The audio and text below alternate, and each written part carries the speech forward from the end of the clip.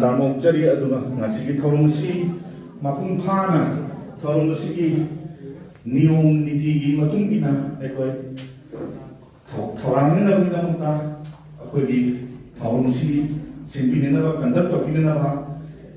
이시 라지소리 연공부 복신자리 아코이 마담시나 야시라카나 마람 모양가 कोई फोटोमसी होतेना होना चाहिए कोई बातों की सरलता कहीं मक्खा अवाता यावमा लेकर शुरू कोई बातों की थारीबा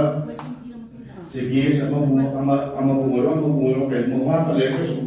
कोई प्रोग्राम की मरथना हम नांगे इसने ना होना चाहिए इसे रजिस्टर भी हम लोग लेकिन दोनों नहीं Sindri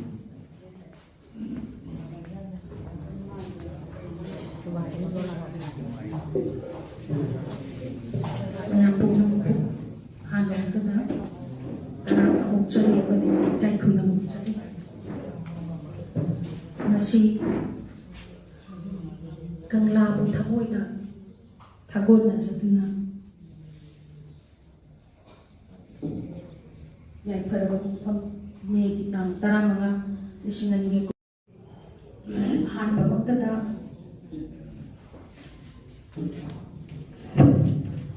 Writer Association ki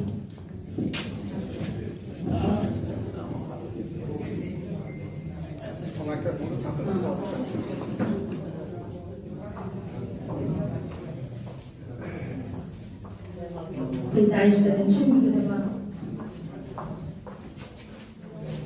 Jasimbo Kajagi kita Progressive Writer Association ki Vice President Malaya Kumari Mission Sigina President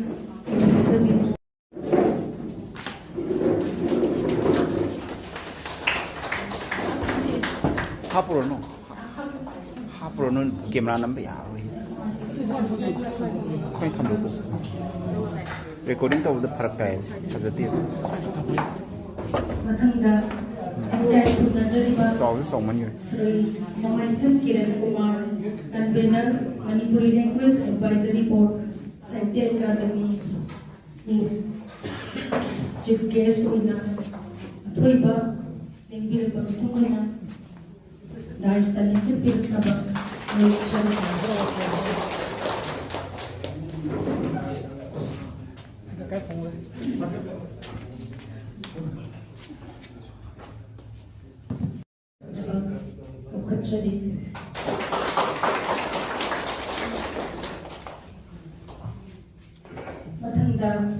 Dr. Sarat Chandra Lungzongba, Faculty of Manipuri Department, Dhanamanjuri University, Manipur, Akhanaba, Jethina, Lekar Piratnaba, Arupjari.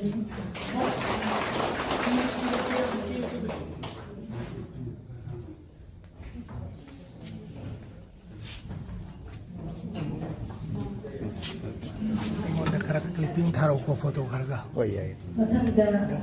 jadi yamna mungai babuto ko oina kidi short story society of India ki president oina kasarlam nandagi nimbirapa ozai dagi nimbirapa laishom gulab singh bo kidi thawun sigi Kangleipak election biraknaba tumlang election biraknaba koi Holujare table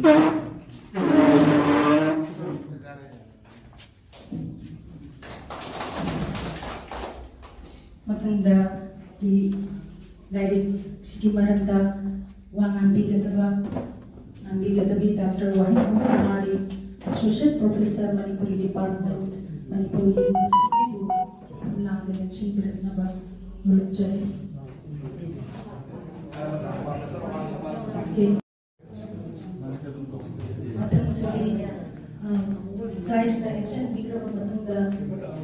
weekend kumnaba oina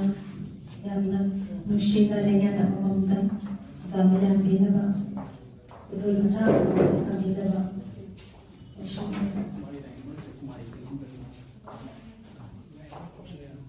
Kiran nama lalu cari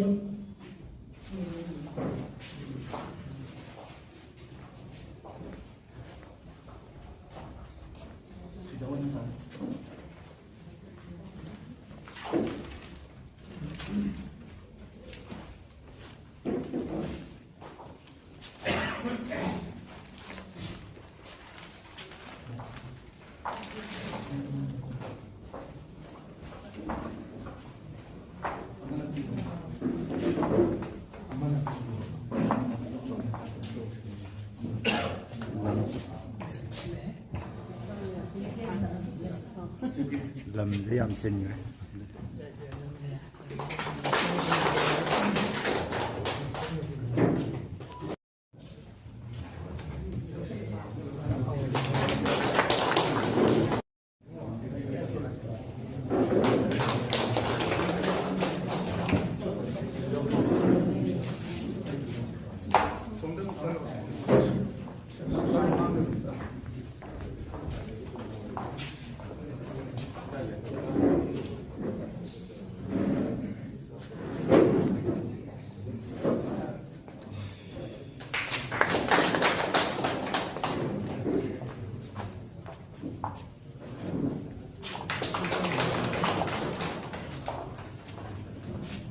ay bikin masih dari jangan ada boleh ngomong tentang si harau-harau lusun kita benar orang segi nyai pemakmur ini buatnya merah juga tidak bercekes mati guys dan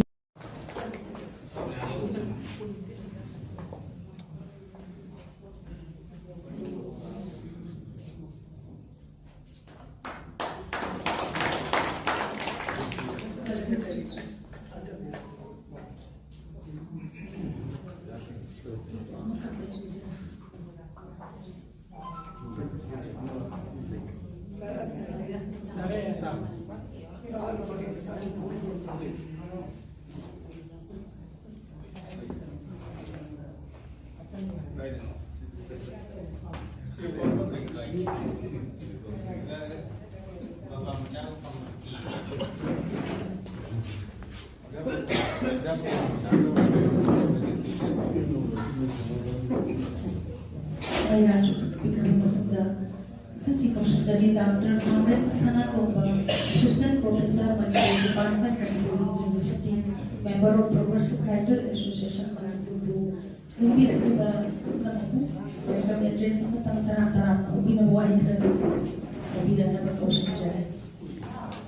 Forum itu mungkin juga wahai mengantar wahai hadir dalam siang.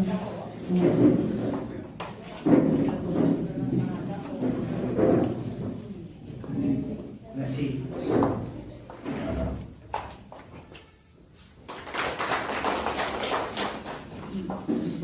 mi kita mga si Progressive Writer Association ki yang progressive orba lai form ki forum sila may tanggal si ba ozasin aduga lai kasi mo ibibigay sa lema. Ito kaya nung na ay Manipur di wang madaki ili jinawa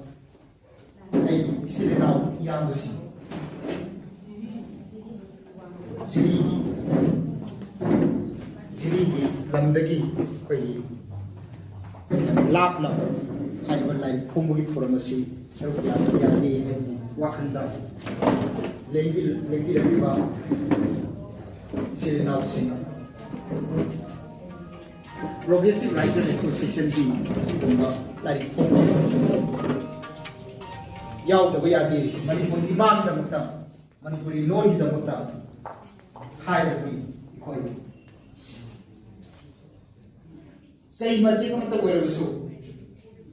mati pang da bayadi ay unsigi mamalya da ba kay matang di bungjas sin sila kai ko na ngarang di ko na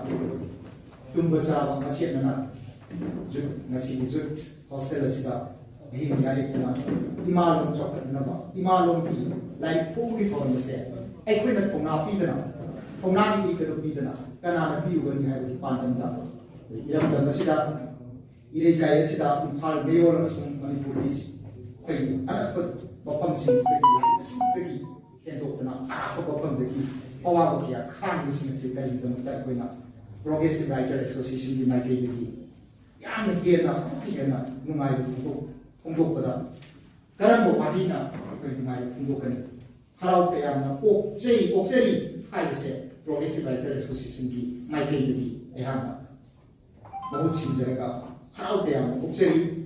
mathang gi forum kya da su Progressive Writer Association di thona hapiu asu Progressive Writer Association di lai khomba khattara na manipuri na Manipuri culture, Manipuri literature, imaron, yokat na bagi thawak da kaya da koi thawai happy na Progressive Writer Association chapan na ba khona da mate man view hai se masi wahi na mamal lai tra wahi na koi ko mon da rum jabu ga loina na harau de yang okchen loina na ngasi di asigumba Progressive Writer Association ki pan banner makha da like asi phom da ya de hai di pan dam da sahi kya matam kya kai thotna wana hona jarkiba wana sumjarkiba wakalgi ilin singado maduduna ngasi aikoi Nanggi Chinbalgi Machuna haiba segi lai amaka kudol tambire Manipur miyam da kudol tambire se kanagi khuthangagi Progressive Writer Association Progressive Writer Association je right platform matik chabu platform amani haidana lawraga asiba association asiba nuksi dana lariki adu ba phazar wakro sing chegi selda chegi bonda khudol tambiri aibagi oza Malaya MOIRANGTHEM kari gidamukta Progressive Writer Association harau kaya bokro ngasi tolabai hamna Progressive Writer Association ki live member mo oi chabu lena Progressive Writer Association ko mai ki harau kaya okche live kumbut forum se masisi ai thoi pa to yati haibagi saide kan ni kan ne oza Khuman adiba loina na asai ki vice president Progressive Writer Association ki oza Nirmala Raskumari adiki aduga loina na founder president ima ko paung ko Shizera ko paung kai ko nazariba aduga ko ki Manipur Fiction Short Story Society of India Manipur chapter ki nasi oza bula kara mo ko bi ba si khudi makse thona ha na bi dam de ko lei ko Progressive Writer bi dam de ko lei Progressive Writer bi ko bi mo ko shi ya ga nya ni wa ko da matam kya ka ko ka sim kya ka ko le bi bi se masi ko Progressive Writer Association na thawai ha chan yaw na ko mo jai ko na harau bi ko che loina ngasi ne kana si ko thoram se masi si Manipur bi mabam ko ni sa ro ko na cheyeng limba wari musa limba Saite di koridor ni mai ke ba Manipur mia si sa di not pi ba ai na u si ja ba saite di thorom ko di mata na ki thorom ko mata si tha ga nai na patam su pura camera ma ga na patam su ai le ko ai na sai di chen di ati ki awa ko di ma ti na ba na sai atam su pura hong lo ba i na ro mo no ma kai di da mo tai ko tha ga kai di mo tai ko ha ga ko ino ma pam da su ngasi biri ba mya am su fedo na Progressive Writer Association na tu ai na mo sinjar ka harau ya okse masidi malung sidai da kai na asai ko di magi anchor na mai conductor ko program conductor ba asai be mana thamir no ba tunina ko shire masi shire pom masika mari le na ko wa ko kachik katan kharadan ko la ko san na bi pudung sa du bi lo se ke shire haisi Saying has the other, say that some lane, I say. Masida, change the very young. Matunda, but lane has the lanes in the composition. Saying, say so, say so, Aduga. Amana, lanes in the composition is initially saying is the youngish. Composition said, Masi the composition state that Mungu emotion and sentiment. My answer at all, but to do composition state of Mamita. Aduga, say so, had the rhythm, Magi rhythm. Aduga simile, metaphor, asina sibo mayama, imagery mayama, masi is masachisu, hak no kona. Anybody, ishayi, shur se, kada ba kai pencil laga, wow na pencil laga. Ai koi mayung kara ka haitare adu marak sigita piban kai marak tai sina kai na tai ba hayo kai mal emotion and sentiment sina tai ka da sem ko adu ga isai hai sida na mu karmai lai isai hai sida e plus sai sakta ya sina mapung ko ga e hai igul sina se asi su yaw ya da asi ba ba ki hai di isai da na emotion su su da yaw da bani adu ga mapung ko na ko na sakta ya ko da present ko da bani adu ga sai da na mu ꯑꯩꯈꯣꯏꯒꯤ ꯁꯩ ꯍꯥꯏꯕꯁꯤꯅ ꯍꯥꯔꯤꯕꯁꯦ ꯃꯁꯤꯁꯤꯅ ꯀꯣꯟꯕ ꯍꯥꯏꯇꯥꯔꯦ ꯂꯦꯡꯁꯤꯟꯕꯒꯤ ꯁꯔꯨꯛ ꯀꯝꯄꯣꯖꯤꯁꯟꯒꯤ ꯁꯔꯨꯛꯇꯣ ꯈꯔ ꯍꯦꯟꯅ ꯃꯄꯨꯡ ꯐꯥꯅ ꯈꯣꯠꯀꯗꯕꯅꯤ ꯑꯗꯨꯒ ꯏꯁꯩꯒꯤ ꯁꯔꯨꯛ ꯍꯥꯏꯕꯗꯤ ꯃꯥꯒꯤ ꯑꯩꯈꯣꯏꯒꯤ ꯔꯤꯗꯝꯒꯤ ꯁꯔꯨꯛ ꯑꯁꯦ ꯃꯁꯤꯁꯤꯅ ꯃꯇꯥꯏꯗ ꯇꯥꯏꯁꯤꯜꯂꯀꯥꯟꯗ ꯁꯦꯝꯕ ꯑꯗꯨꯒꯨꯝꯕ ꯐꯤꯖꯦꯠ ꯑꯃꯅꯤ ꯑꯗꯨꯅ ꯍꯥꯏꯔꯤꯕ ꯑꯩꯈꯣꯏꯒꯤ ꯁꯩꯔꯦꯡ ꯏꯔꯛꯄꯒꯤ ꯄꯥꯔꯝꯁꯦ ꯃꯁꯤꯗꯩꯗ ꯍꯥꯏꯁ ꯑꯍꯨꯝꯈꯛ ꯑꯩꯈꯣꯏꯅ ꯉꯥꯛꯄ ꯇꯉꯥꯏ ꯐꯗꯦ ꯍꯥꯏꯕꯁꯦ ꯑꯩꯈꯣꯏꯅ ꯅꯩꯅꯖꯔꯛꯄ ꯃꯇꯝꯗ ꯊꯦꯡꯅꯖꯩ ꯑꯍꯨꯝꯗꯨꯗꯤ ꯍꯥꯏꯁ ꯑꯍꯨꯝꯗꯨꯗꯤ ꯀꯩꯅꯣ number 1 heart Number 2, ani subada head. Aduga number 3 home subada hand hai. Heart tadi thamoi da phawdana mi na imei hai dana mi gi lai thar parga ongi da sereng je ongi ni ba. Natragana nasai ke da bai mi tamda sereng gi uzan je yaw dana rhythm yaw dana wareng makak singa do masi sinchi pareng thamaga paragraph stanza mari ma saraga sereng ne putorpa madudulna asi. Saying actually high, William Wordsworth high, poetry is a spontaneous overflow of powerful feeling. It gets its origin from the emotion reflected in tranquility. Hence in the dialectical method, emotion reflected in tranquility. Emotion that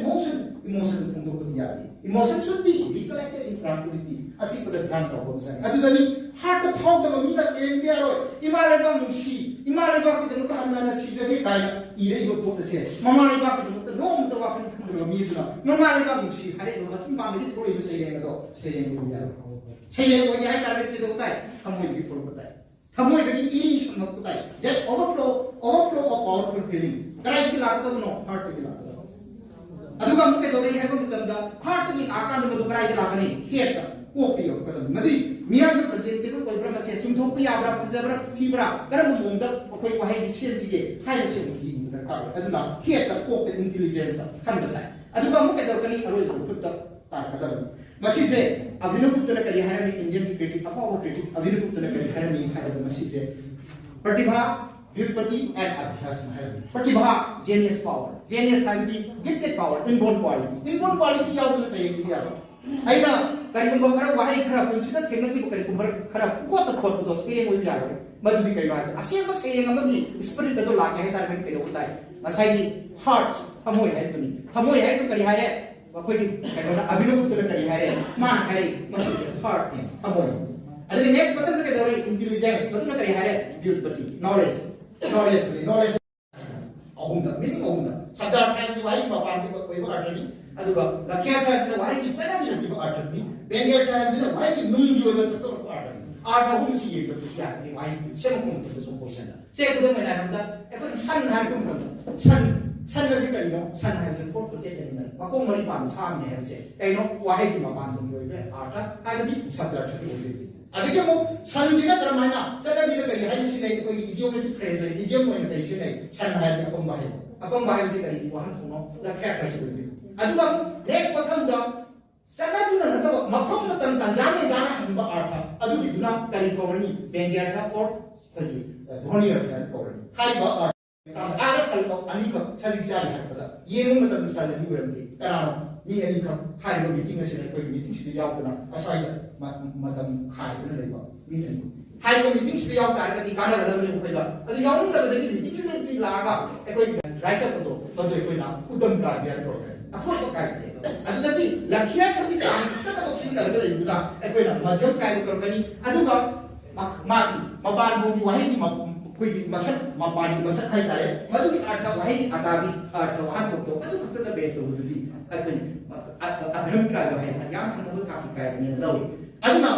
because saying see, young Tian, but I do say, state that when I'm a felony, a way to a Kai, 1 yoga, the 1 yoga, the white Khuman Kai, 1 yoga was saying to the economic nation was out Malaya and Homes now. As a woman, what this saying said, I see that I don't have the saying, see, even the blue one. Saying was a tap by his own word of a boy. Madam, you take no saying. masak tak matamda saireng iri kari karamba makrami ihul phawi bage amasung magi market ki pibam karamba pibam da lai bage karamba magi punsi masak sina kramai tawi experience kamai la hi happy si base kupna lai na ka da ti ka da magi punsi jo masak pachara ka ka si da o adore gadi interpretation je si ko ga da ni wan to si ko ga da ni haidana saireng masak ta ko si sane adu khamdana akoina aiki punsida saireng amabo idara saireng masak ta ko si ta wa boy saireng masak ta ke ta gadi saireng kan da ni sareng thong se hawi hawi ha ya ta gadi boy dang bada hawi ha du babu man ha ya adu chena sareng do hawi hawi da du bitin ba ase koi ta gadi critic ko ko ya ha ta gadi do ta ha tam da sareng thong da kari masal chang ya su tam da ka boy haw ta ba tam da si masal je wa ko da mun da mi ja haw ko ni na kudo bitin da ta ko mong da ni sumaina saireng ibai se tarai do na di waza maria ki saireng yam jagani yam ti jagani asim ko saireng asibu ko saireng ni lai asibu masak ta ko do ba waza ko waza ibe mo waza kumari ko ngasi di patriotic progressive writer association ni sai ni taram ko chi loina na saireng ase waza maria ki saireng ase yam na manin fitna miyamna ko saireng bunung siba sai ko bunung siba manipuri koreon sa ko ba ngasi diliba miyam singasina numaina na ba masung pani na ba aduga batum marang haw na ba mongda ko sungsoi soidana masak takpir kani masung waza maria ki Nanggi Chinbalgi Machuna hai kase magi Chinbalgi Machusina nang hari ba bisak asi ki Chinbalgi Machusina kari karamba makalgi unsiki meaning wakolon manu bunjin wakolon di pau ko ma sali ba ge hado lai kasi par ka dai ko sungsoi soidana khangani progressive writer association bu nungsimi ko na lai kasi amamam lobiraga laibiraga hai ko hai ba lai kasi pariu nainaru amsung nainaru na ngasi ekoi ngasi labiraga lembiraga ekoi present ko ba yopi ngasi kangata nainaru lai kasi asi maramda thina sai do aduna oza maria suksho shedana harau bani haisi ei wakar jadi progressive writer association ki mai ni thamjai amasung sai aduna matung ta da aphaba pachaba makalgi sahityam inana bagi makut pai na lamjin ba do ko hindi hai wa masi thamjara matang se Untuk bibirang ba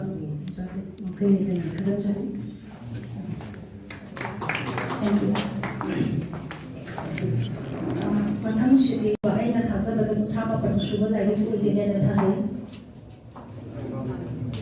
Tama pa suba dahil Nanggi Chinbalgi Machuna Malaya MOIRANGTHEM na ibig dahil kasi pondok pagi matang orte dahil kasi Khuman na ba Jengkes tadi atoy ba Jitong na Uli Basuna dari sepuluh pirang apa lawan jadi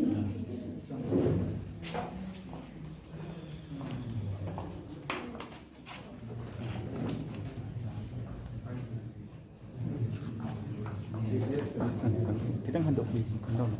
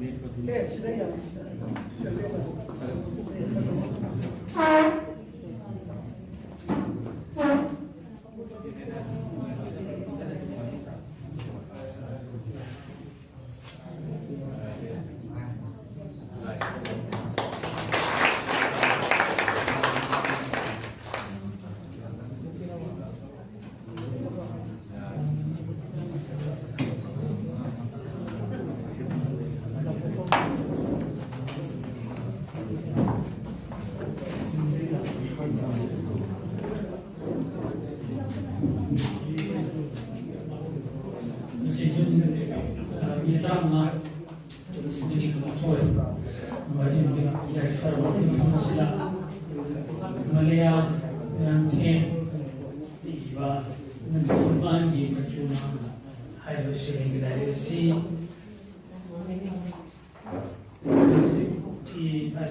attend the Sumita. Nothing. Sorry. That attended Mala. They say, see how about the Hazam Gidai. Then Mala, Zaguna Chandra, Dasara Chandra, the Sorcery Society of India, President Jablaki, and like if you talk together. Kitchen was when Khuman Chanu. I call Punamona, never me am from the Kusin.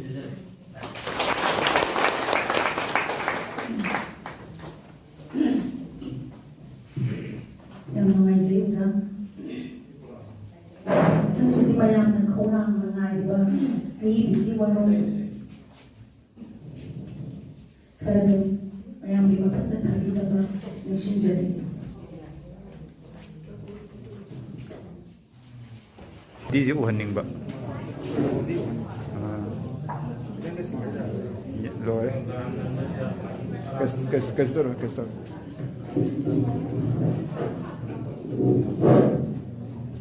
Zai terba,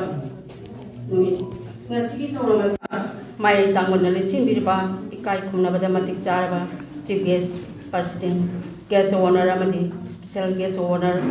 manggil cimbirba, oja guru, ai bi. Yang biro kuai punong kui kai kuna bagalo na ikok nona kuram jari doina na pungi waron kadang phongdok jage ngasi phongdok jari ba saireng lai asi tasing na haira bada oja guru singi mamang dati ai yang ki na ikai na phongje bari mausa ki phaja babu thon babu kalak jara basu phongdok mahok du jawom loi dra khalu bada ki ba ningan na ba mati pol adubu phajaba phajadaba Punamak tu nathi tu nathang keraga hinglamba agisu korilon bu ingjaru bagi kudoni kalaga ai kacabani. Lai sigi mami Nanggi Chinbalgi Machuna thoni bagi maramdi pungingna phongdok poda jangom drabasu aina pamjana ikiba serengni tayang pansidi awan ngai gi thokdok kayana loinai dana thanna leiri angangba amuba higok masugi mukna laiting dana piklabas Cimban kolongi masing nalai liap tanah liriba cingtan ngai orang punsi kaya gi wari aki tujung na thalaba thogdo sing sang laba chahi chali sing kaya dagi asum lidu na talaliba thogdo sing sina wari na ai khoi mioi babu lipun amagi manung jam punsin tu na thambasu ngami ai bisingi puningi apa aning babusu jangom drama mapam jaholi ning thau turianda tham jak singi marakta ungam draba bisu hali aning ba pumba thungali ngam daba leite sana gi sangai lupa gi hojang sarami kari gumbadana thang dagi su hena sathirami aduga nauraba leina dagi su hena tolami saireng si iba lo thar matung da ina phungdong no wai kaya ma wal hogum tawi adubu tanja ma chakire lairik si puthongna bhona bada Sarat thakjom amadi aigi iche moirangthem Parvati anigi mating chawna pangbiki pung chaktok jagi laman ton sinjare khanjaki oja rakesh naure magi oja gi chilbat tanjada nangnaba puthokpiduna lai si phongjeba ngamjaba oja rakesh po hangai tana thagajari loinana oja randi junjemba cover gi design tawbiduna lai asibu hena masak phajaba sakta mama ohenba hainingai leitana nungaijei penjei thagajari Loinana Progressive Writer Association Tauburoi Singna Punamak Tauburoi Sing Punamuna Tengbang Gidona ngasi Taramasi Papung Phan Bangamba Punam Putagajai Aduga Aigi Maru TS Memi Matam Punam Tagi Mating the Pangdona Lakiba Tawiman Kaujaroi ngasi Taramasi Pangtokoda Pangtung Naba Hona Bada Kwai Digi Hena Chow na Taugang Lawiki Ba Aigi Ut Sinduna Ihut Sindiki Ba Oja Nimala Rajkumari Budi aina amuk hanna singduna su loi punsida magi lamadi loiba nairo haina haiba waisi thamaga ai punamapu samjai mengaji seiring thiribi romgi mukna kamtri makai ko seiring thibatai samudra gi simna kamkhraga su aiba aibigi singli da jeliba I kamtri khaiti seiring Nakini le kalaido jel sukam koyan kanjai ai masana di pen mama de thagi babu kana like iriba like sing se koi sana perfect ni haina puthopati kana amta na tabani na soidana phajagani phajai natraga phajagegi pege warol like nei na bigadaba pege professor madam kumari dagi koi naktangi manung da soidana taragani adubu yamna nungaiba pege lamdam tamna lakba jiri dagi khozai dagi kashar dagi pege bung singsibu ikai khundaba Utpawina Pile, Chamba Kudol Amamang Pizage Haduna, Progressive Writer Association Vice President who will be reading a city or Chikina President Wina, Pamlam Television Biribi, Nirmala Ras Kumarina, Masana, Kaikunaba, Gehna, Takdirei, Duna. I Matang Ming of Kajarake. Yamna mamangda khanet mention biraka chandaba kutol ama mamsilo pinaba dolchari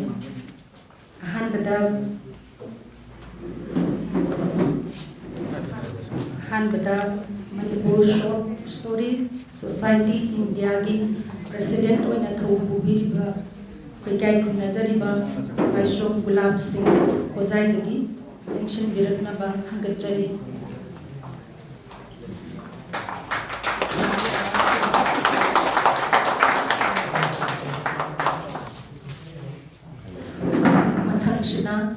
Kasham Vidyapati, Working President Baskandi, Anna Manipur Society Short Story Society India, Working President of the Kokubi.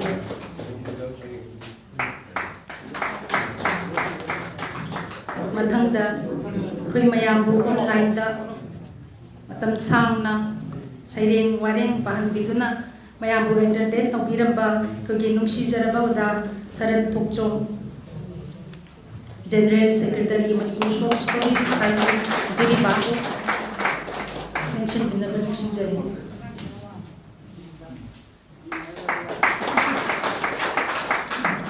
Mathangda Kai Kunazariba Zag Nangom Baba Macha Joint Secretary Tolen Kasharu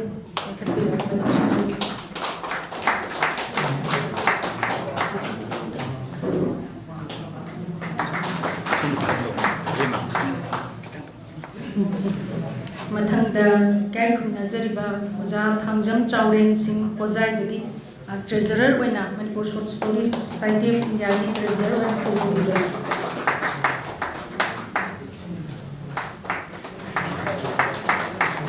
Mathangda Kai Kunazariba Oza Kesi Manga Vice President Manipur Short Stories Society India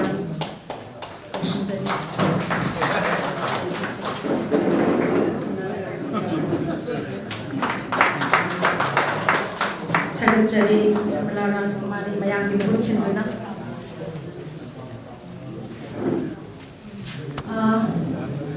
Pergi lagi ki maram nai nadringai Yamda nungaiba Pauzel amatangga mayamda bijage Pergi lagi pong bagi thawram si losil laba matungda Saireng saitin na bagi thawram mama pothap na hapchin jari Aduna mayam hapchang kinto piu Weather nungai tragasu saireng di mai tanchi legi dalai bio to hojik action breksi oza Dr. Wahim Kumari Associate Professor Manipuri Department Manipur University bu lari Nanggi Chinbalgi Machuna haba lari sisakta pilana ba kosin jari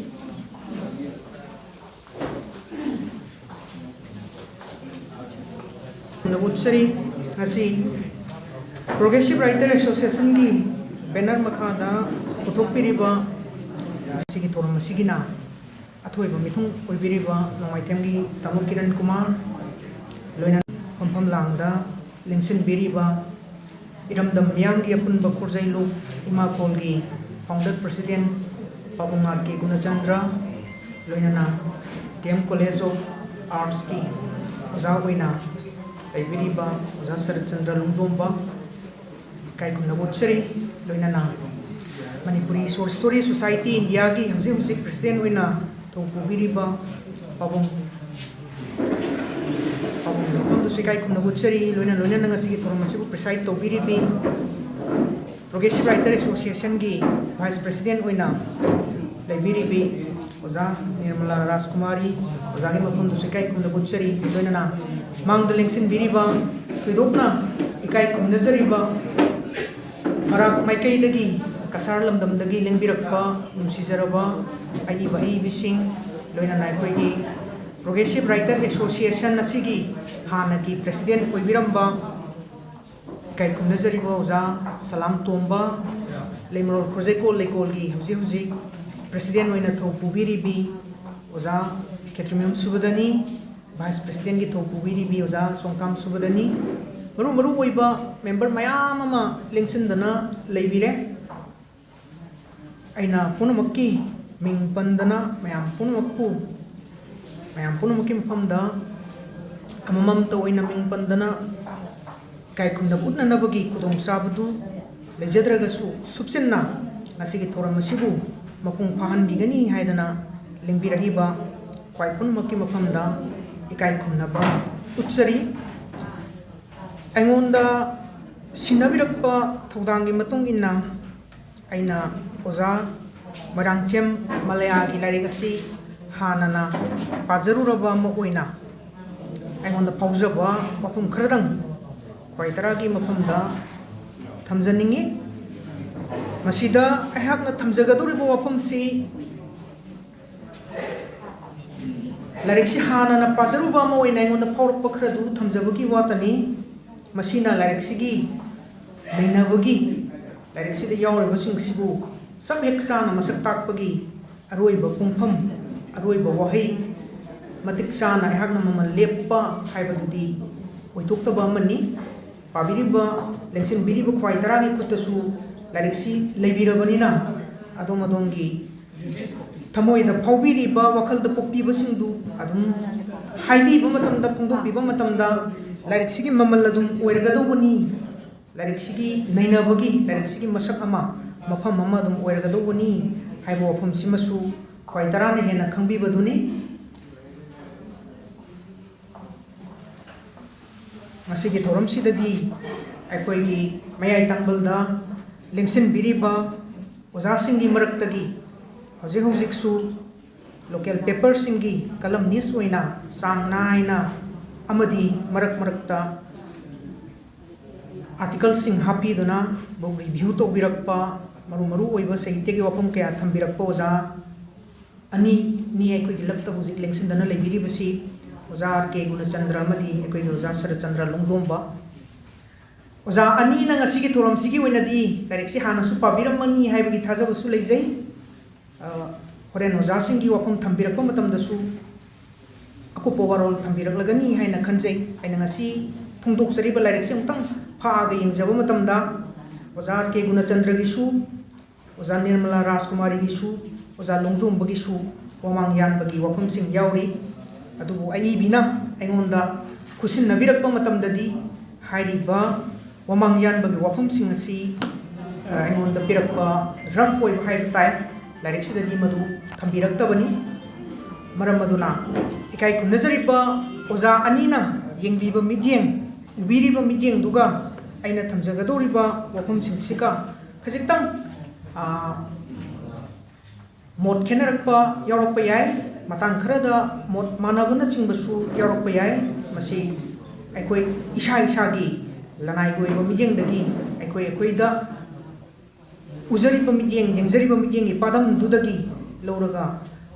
thamjabani haidana ai maikeidagi ahanmaktada thamjari ngasidi aikoigi Manipuri Khurirol gi lamsida barak maikeidagi jiri lamdam gi aibi amana aikoigi Imphal Mayol gi lamdam sida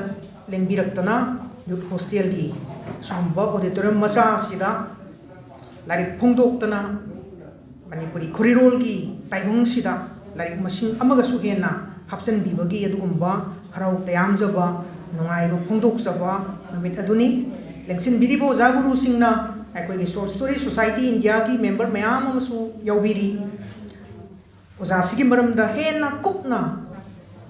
loinaba tinaba khangnaba leibirabani adubu lengsin biribo singi marakta nauna Ozabu ꯊꯦꯡꯅꯖꯕ ꯍꯥꯏꯖꯕ ꯇꯥꯏ ꯑꯗꯨꯒꯨꯝꯕ ꯃꯤꯑꯣꯏꯁꯤꯡ ꯑꯗꯨꯒꯨꯝꯕ ꯅꯨꯡꯁꯤꯖꯔꯕ ꯑꯩꯈꯣꯏꯒꯤ ꯁꯥꯍꯤꯇ꯭ꯌꯒꯤ ꯂꯨꯞꯂꯣꯏꯁꯤꯡ ꯑꯗꯨꯒꯤ ꯃꯐꯝꯗ ꯑꯣꯖꯥ ꯃꯂꯌꯥ ꯑꯁꯤ ꯇꯦꯟꯇꯛꯅ ꯁꯛ ꯇꯥꯛꯆꯕꯒ ꯂꯣꯏꯅꯅ ꯃꯥꯒꯤ ꯂꯥꯏꯔꯤꯛꯁꯤꯕꯨ ꯑꯦꯄ꯭ꯔꯤꯁꯤꯌꯦꯁꯟ ꯄꯤꯖꯕ ꯃꯉꯣꯟꯗ ꯄꯨꯛꯅꯤꯡ ꯊꯧꯒꯠꯆꯕ ꯃꯉꯣꯟꯗ ꯃꯈꯥ ꯇꯥꯅ ꯑꯅꯧ ꯑꯅꯧꯕ ꯂꯥꯏꯔꯤꯛ ꯃꯌꯥꯝ ꯑꯃ ꯃꯊꯪ ꯃꯊꯪ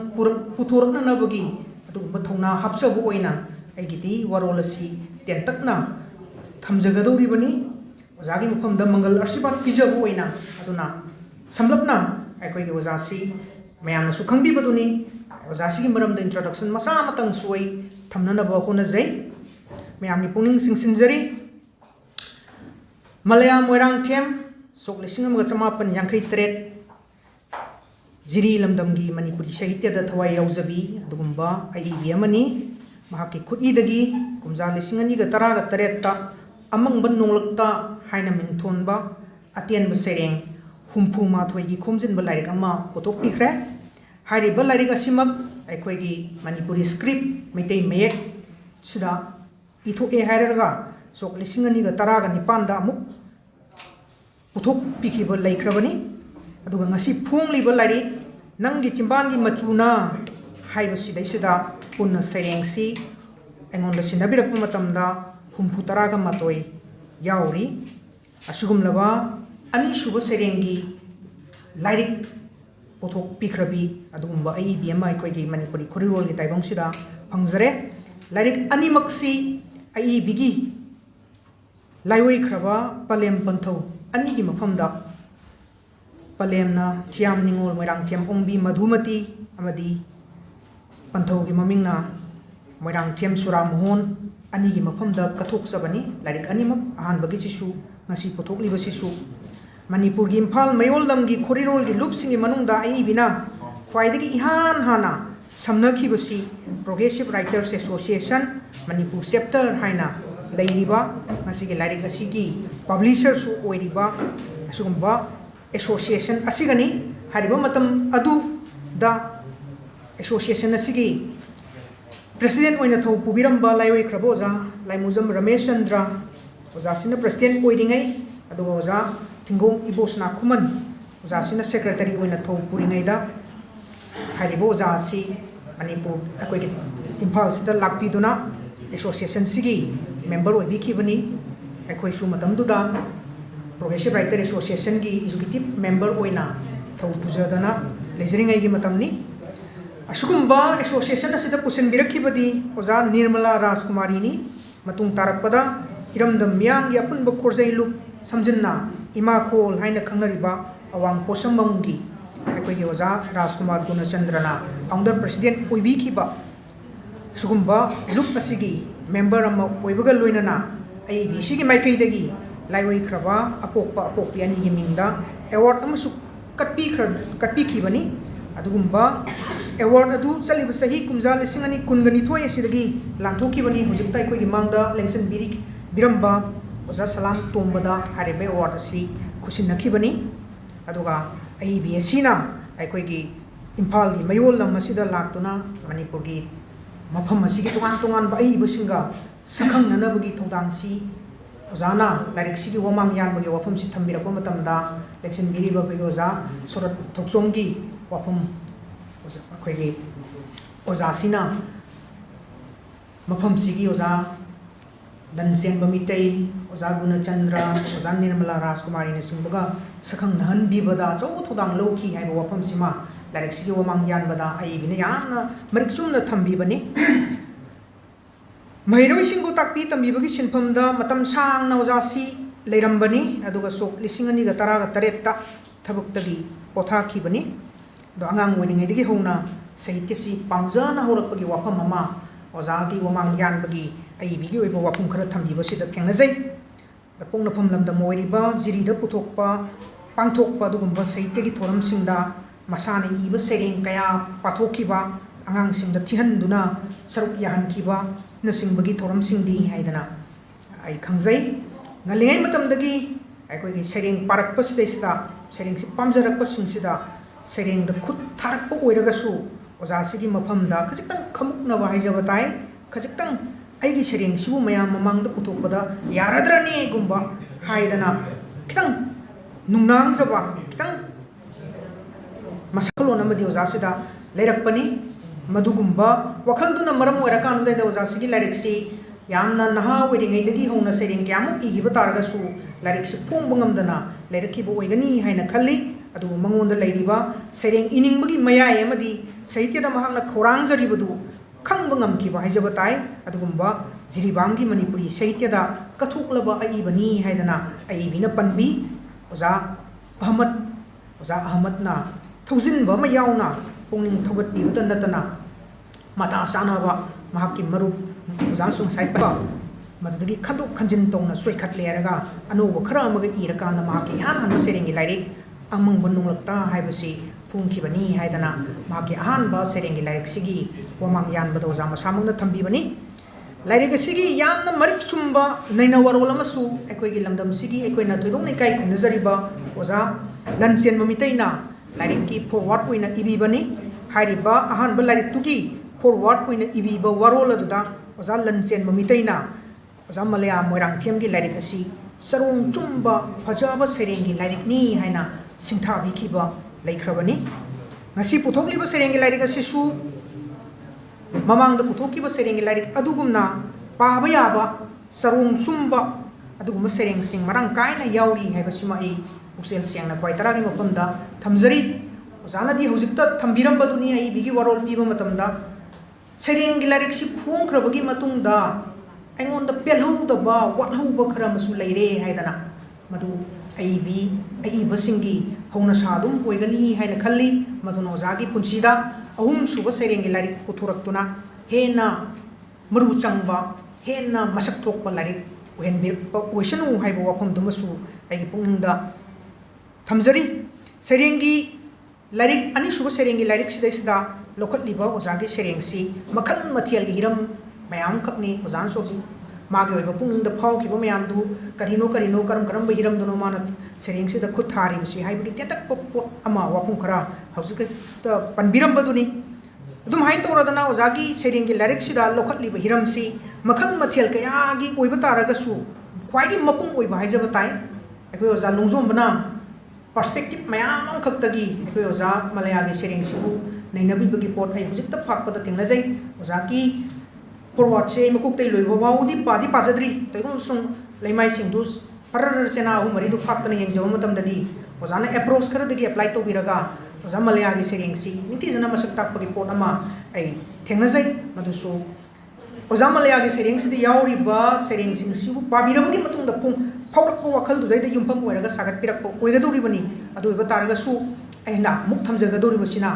मखल मथेलगी यामब हिरमदा खुद थारिबा सेरेंग मयामसिगी मनुंगदा ख्वाइदगी माइपुनना मसिंग यामना हंतकी सेरेंग लाइरिक असिदा ओजाना सोइखटलिबा सेरेंगी मसिंगसिदा युमफम ओइरकांदा करमबना खरगे हेना माइपुनना चंगसिना मसिंग यामना माइपाकना खुद थाबगे हाइबगी हिरम अदोम लोमदुदा येंगजबददी भक्ति की पोट अमा होजा भक्ति की पोट अमगा मरी लेनबगी पोटसी एंगोंदा हौजबनी मसिमाई पोखचरी ख्रिस्त की 35 सूब सही सादा मसक नायना मफम कनखिबा अदुगा 33 सूब ख्रिस्त की सही सागे अंगन सरुक फावबा मसेक मंगाल नायना लेरंबा दुगुंबा लंबोइरबी कवियत्री हाइजबताय अमोइना मयाम हेना सखंग नखिबा कोचत चतुना श्री कृष्ण की मगुन सक्सेस सोंसगिबी अदुगुंबा राजपूत निंगो नमोइनासु एकोइ क्वाइना खंगरिबा राजस्थान दा पोक्सखिबी अदुगा मेवार की निंथौ भोजराज हाइबसिदैसिदा ओंखिबी मयामना लंबोइबी कवि नि हाइदना लोंगनरिबा मीराबाईना श्री कृष्णबु मपुरोइबमक ओइना निंगजखिबगी मसक अदुमक ओइना ओजा Maliana संगसिलकपो मक्ति नत्रबसु IB सिगी ngasi पुथोकलिबा सेरेंगी lyric असिगी अयाम्बा सेरेंगसिंगदा कनागुंबा सकुदबा मतिक मगुन लैबा अदुगुंबा वांगथोइ चाउथोइरबा मीबु लमजिंग लमताक पिबा ngamba मिसुम लेवा पुबा हाइजबताय अदुगुंबा शक्ति यमबु सिंथा सैथाजबा महाक नक्ना लोइना जनिंगबा मनाक्ता लेंगदना लेहनिंगबा महाकु निंगसिंगजरगा नुंगाइबगी तपथाद्रबा इहुल अमा इतततना फोंदोकपगी सेरेंग मसिंग Kharga यामना ओजागी lyric सिदैसिदा I थेंगनाजै मिजेंग असिमक्ति विश्वकवि Rabindranath ठाकुरना उबिखिबा अखोइगी महौसा nature अखोइगी अकोइबदा लेरिबा kolam चेरम Singh अमदि लेंगलि पालिबा थवाइ पानबसिंगबु नुंसीना कोनसिनजदुना taibang panbasida leina taibangi wangmagi oiba manungai ama lokpa ngamkiba mahakki jivan devatagi adugumba wangurol adugumba masamakki amadi apabasingi atmana paramatma da tinjaningmagi awangba thaki sadhana haijabatai adugumba hunaba ama mahakki gitanjali da uba phangkiba adugumna aikoige asaibi oza malayana miyoibagi punsi khongchatta apam nungsigi langbi si tungoinaramakan daida gitanjali gi pot ka sab ek mane haijabu nate aina thamjari bu pot karasi oza malaya ki sereng gi khongchat che sagal ko matamda oza malaya gi punsi ka kitang nakna uba sereng khara thengna jabadu mayam da pawdum jabani sumai tawduna aikoi gi miyoibagi punsi khongchat sidaista oza gi punsi maksi kitang personal oina haijabatai apam nungsigi lambi se kitang tungoinaramakan da taibangi haunaba haijabatai yumban bagi lambi si thadok lamba kan da naitom oina sanglaba punsi khongchat ama chalakpa masidesta thengnarak pai bigi experience mahaki naitom taraba punsi khongchat ki sangjafam masigi tainajabam si taibung mapu mahaki mapam da oirakpagi potuma hariba sereng gi lyrics si paru matamda sereng kharada thengnajai adugu yamnamak nungai ribadi aikoi ge saibi asidi mirabai gumna mapuroi ba leina Sri Krishna gi bhakti da lupsakhi bagi masak ayuk nungtil numidang mahakki mingkhai sonjaraga awa pothajaba mapuroi ba koina Sri Krishna bu ningjabagi masak adumakti natte ozagi serengi lyrics da thengnariba bhakti gi masak asi mahakki di taibang mapu natragana ningjari ba ishora ma oirabasu madu saknai dabani mingnai dabani aduga loina jaba matam da su pati parmeshwar gi bhap ama oina jengak pamijeng sagat chaba wakal adumak sunnatte mahakidi karigumbadana masung mamanabi oina aduga karigumbadana manglan gi chanajaba oina sagat chaba adugumba saklon saktam mamakakni mahak ujabasu singthajabasu sutnagi magun khaktani bhapta da oibani ningsingbagi ithak ipom maraktani hakpanaba saktam ama oina songthok halaktuna mahakki darshan phangjabagi pungning mata amadi thak adu yona sangsilakpa bhakti literature gi pot adumakti natabra haidana engonda haujai miragidi mane mibe mana mangonda nangbu karigi Sri Krishna ninglibano sakti gi lairembi oiribi Durga natraga Parvati karigi ningdabage haina misai thakibani adu aikoi gi saibi malayadi khunai gi asukpa aikoi gi khunai gadi Jumba lon gi sajak sidai sida naitom tarabi adugumba nupi amana Sri Krishna da mirana leijariba bhakti shraddha prem adugummadana singthadana saithadana iba kabita adugumba kabi nupi ama thorpa taragadi khunaina karini haina haibigadage ase koi khanaba yaba potni adubo saibi malayadi khunai gi asukpa mijeng akhaba wahaidagi irai laina masasi lithok jahalaka daida sereng da khut tharakpagi pot amadi hariba lyrics sida mayam punamangna thengnabiragani yuban punsi da naitom tarabi masak matausu sangkhonbi aikoina ujari basini sahi dadi hojik oja se kitang lesson ki bataraga so aikoi ge asaibi malayana khunai gi akhaba wahai khamukna na yengo mijeng dagi nathok sana bo hona ba haibse thatha gi thabukti oiramoi haidane ngona paujai adu nainaba yari bu wafamdi matang aswaida athomna leirabani adu matang ase asaibigi personal life ki saruk amo oinai thamjaramge karigumbada khudung saragana punsi wari gi mathel amo oina marik chumna karigum matang da phungdok pirabasu pajariba manipuri sahitya da miying tajariba koi khwai gi lan ujage punamagasi oira phawda saibina masabu miwa tana tafam oiriba haigadra adugumba misai na pham oiriba haigadra adugumba koi khunai gi hanana construct tawdana leiraba semaba chanabi mijeng wakhal sidagi masa nanthokna ba phanayam na honaba taraga su karigumba matang kharadadi aibina ningjariba kanagumba sibu sagatsariba ujaningliba adugumba saktam sibu sanabi oina singtharamba adugumba loina jariba wangthoi sauthoi ba mahagado karigumba sereng kharadadi chanabo oina apaba singi milamda nupa ki saktam oina apaba singi milamda thohalpa sereng khara su ekoi thengnai masigi suma phaja amadi dum leijari bani the panjari ba hiram masina lyric sigi khwaidagi mapung oiba masing khwaidagi yamba sereng gi sarukni haidana I mayam da pawdum jari lyric sigi khwaidagi ihan han basida leiriba taibang mapu haiba sereng asi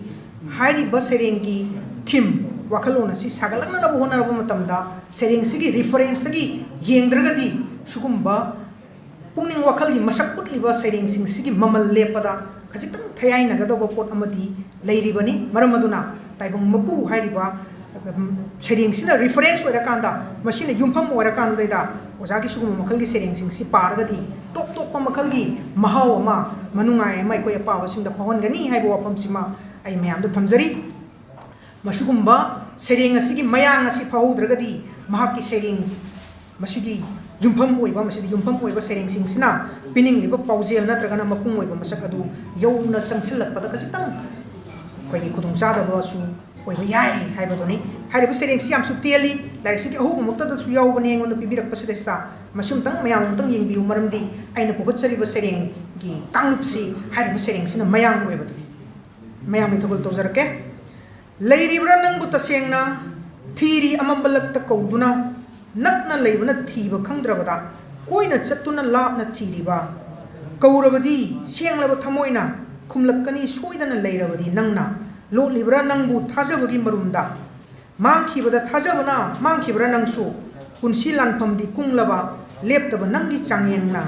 laibakki mayibu yetlibra punamakki mapuni uri pumbasu nangna khenaba leitana chau pisak nangna semba taibangni achat chatha afa phatta nahak ni punamak pungning siri lamjing biu nanggi achumba lambi duda oijage maduna aigi thongna nangna semba taibangda mayoknaba aigi punsi lanpa haidana sereng si thambi bani engonda pirak palarik sta lemay amada yawi sereng asina laring asida yawi ba bhakti ga mari leinaba sereng punamakki maru lempuni haina idi lozai taibang semba makubu nang haina mingau jaduna maduna oi madudai do oijaning ba koi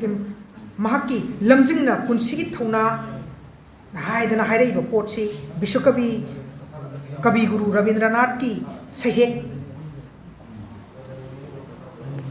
makna kabi guru Rabindranath Thakur na sahek sumna saitha wangna dumaina sakpiramba serengi kanglup tude de khoni yeng taraboidi genesis ki wakhom de yeng kana serengi genesis de yeng taraboidi monogenesis oiba lining masak adumati natabra haidana ngon paujabani polygenesis oiba miyenga sagonaba lining masak amo ina lokham thoi haidana ai myam da paudamjari ado tasengbadi abc jiri bamda pokjabani bangla longa tuna tinadana chaurakibani asugumba ekoi asaibi malaya sina karigi damakta bengali lon khangam oidoribno adum khamani aduga Rabindranath ki larik su soi soidana paibirongani aduma oira phawda ekoi gi asai bisina sangjariba thoni jariba taibang mapu asida ekoi gi manipuri singi conscience ta manipuri singi thought ta yusandana leikraba dugumba ihul lama masak ama loinari basini masi kabisigi sijanariba londa pudasida mafung dokta aduga aikoi gi oiba masak ama dum yawbagi pochimadi leire aduga kabisina magi sereng sing si sagalapa matamda nangamadi aigi mari oina saitharakpada aikoina kabi guru Rabindranath Thakur simadi ningsingdaba ngamdre adubu londa putada mafung dokta leiriba pochidi asaibi malayagi ni haibu pochimadi meg yam sengi kot amtang tentang na lokatchage ngairubani nangbu ikhau lang na masha laktuda khanja naringai aina mikup amatang sakthi nangna lona tuminna hanna maktasu yenglamdana aibu haidana kabisigani suba sereng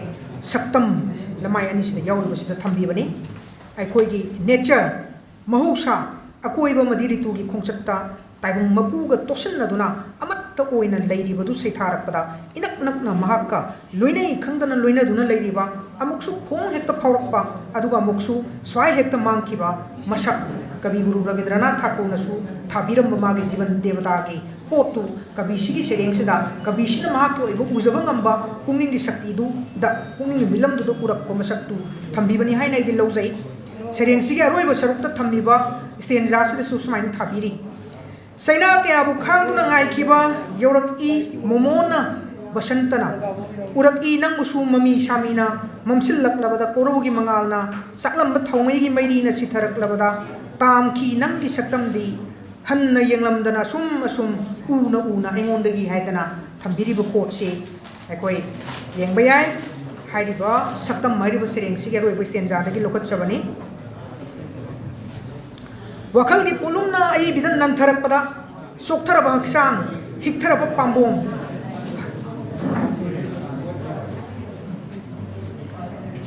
ado ai bigi masas lesta selam ba igi sel si taptarak matamda warau jana oinani ngai da mapu magi mapamda mahak nasu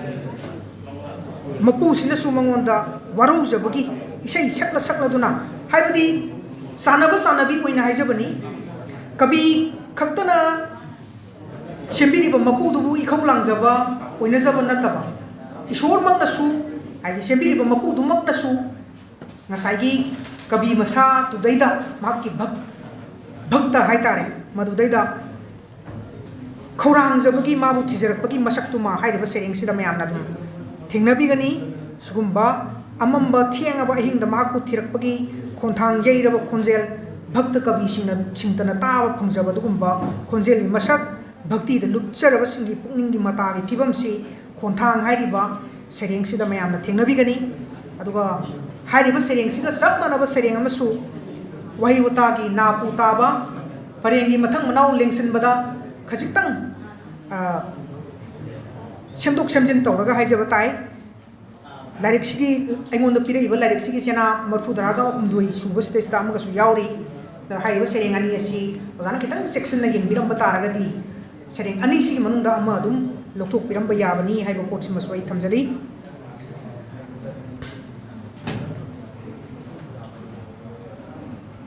lona laklami haibagi khudam di thamama kanu daida mit ka misana na unabadi phangan bidaba bhapta da leiba thamoi da ta phawba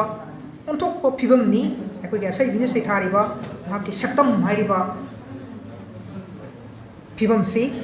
amtang tentang na lokot chage pareng amtang ikhlak khi aina nang na sat khraba matung da ta ai bigi wai gi point to basong tang yen biu mayam punsi se nahak yaudana miku amatta lening ki de aina nang ai saktam dudi michan na khidri ke dong ai nomota ankon samai trama thoi de yawani bhakta da leiba samin oina ta phawba swayang oina di aseng saktam oina di mitmang da phawrak padi nattaba adugumba kanagumba mapu natragana mahak adugi mafam da PS ka connection to be like TV like ai mon to le sina sana de nai laibok thi bani engon da ozana pibirak pa serengi larik siga ngasi phongi ba serengi larik siga PS sanadre engon da pibirak pa stel yauri ba si PS samga kun mari da loire aduga ozari ngasi puthoi ba serengi larik station na sama kuntra tar dai mole title do yeng biroza okay mathang dai skeno sereng panjarake hairiba aina lokot chariba serengi mateksi nahak laklambadudi hairiba sereng du dage lokot chabani masi aikoi gi swayang moina di ai bigi mitmang da nong ta phong nong na phawra ga leibudi nataba ai bisigi ai personas ki hajabani ai bi masam chunda te magi shamin noina ta leiba bhapta da leiba wakal da leiba dugumba kanagumba mahak natragana bapu mahaki mapamda pungkat kathoklaba adugumba pungningi phibam bhakti gi masak haijaba tai maduni haida nai ngonda paujabadu mayamda moina paudam jabani mapu mangonda di asai bagi pungningi wakat pham oijaba oina sapam oiba kari humbada su taina sapam oiba punam tu oijabagi potu ai bina pukhalakpani nangse hairiba sereng sidagi matik am tangam ko thamjage sutharaki kari humbada nangna waxing gi nong oiraduna kari humbada na maisakni wa maigi amuksu lamai gi mairi ni sakriba atya gi angu leichin mapaina on khiduna amuba nongkhong pareng irak na khiba pirangi sel lakta lambi kangau na han khiba nang nani nang na haidana ai bigi thamoi da phawriba oina japam taina japam punamakse wakat japam punamakse asai nang hairiba ai bigi bhap ta leiriba pung da sagat chariba adu masaktam duda kathok saba gi masaktu uba phange bhakti gi masak utpa serengi khutha da topna phajariba ai bigi khutha am khakti ningsing ba haibasina pambai oirapagi masak asini haidana ai thamjage ningsing ba haiba sereng asida sereng sida title oiba haiba wahi sina title oiba sereng kaksu yawi mase engon da bibi da polai sida lamai ni pu da yawi maming na ningsing ba haidana haiba sereng sigi mate khra ngai ko yeng ba ya natte tengtha khol natte kanada natte awabasu nungai basu ningsing mana potha li pukningbu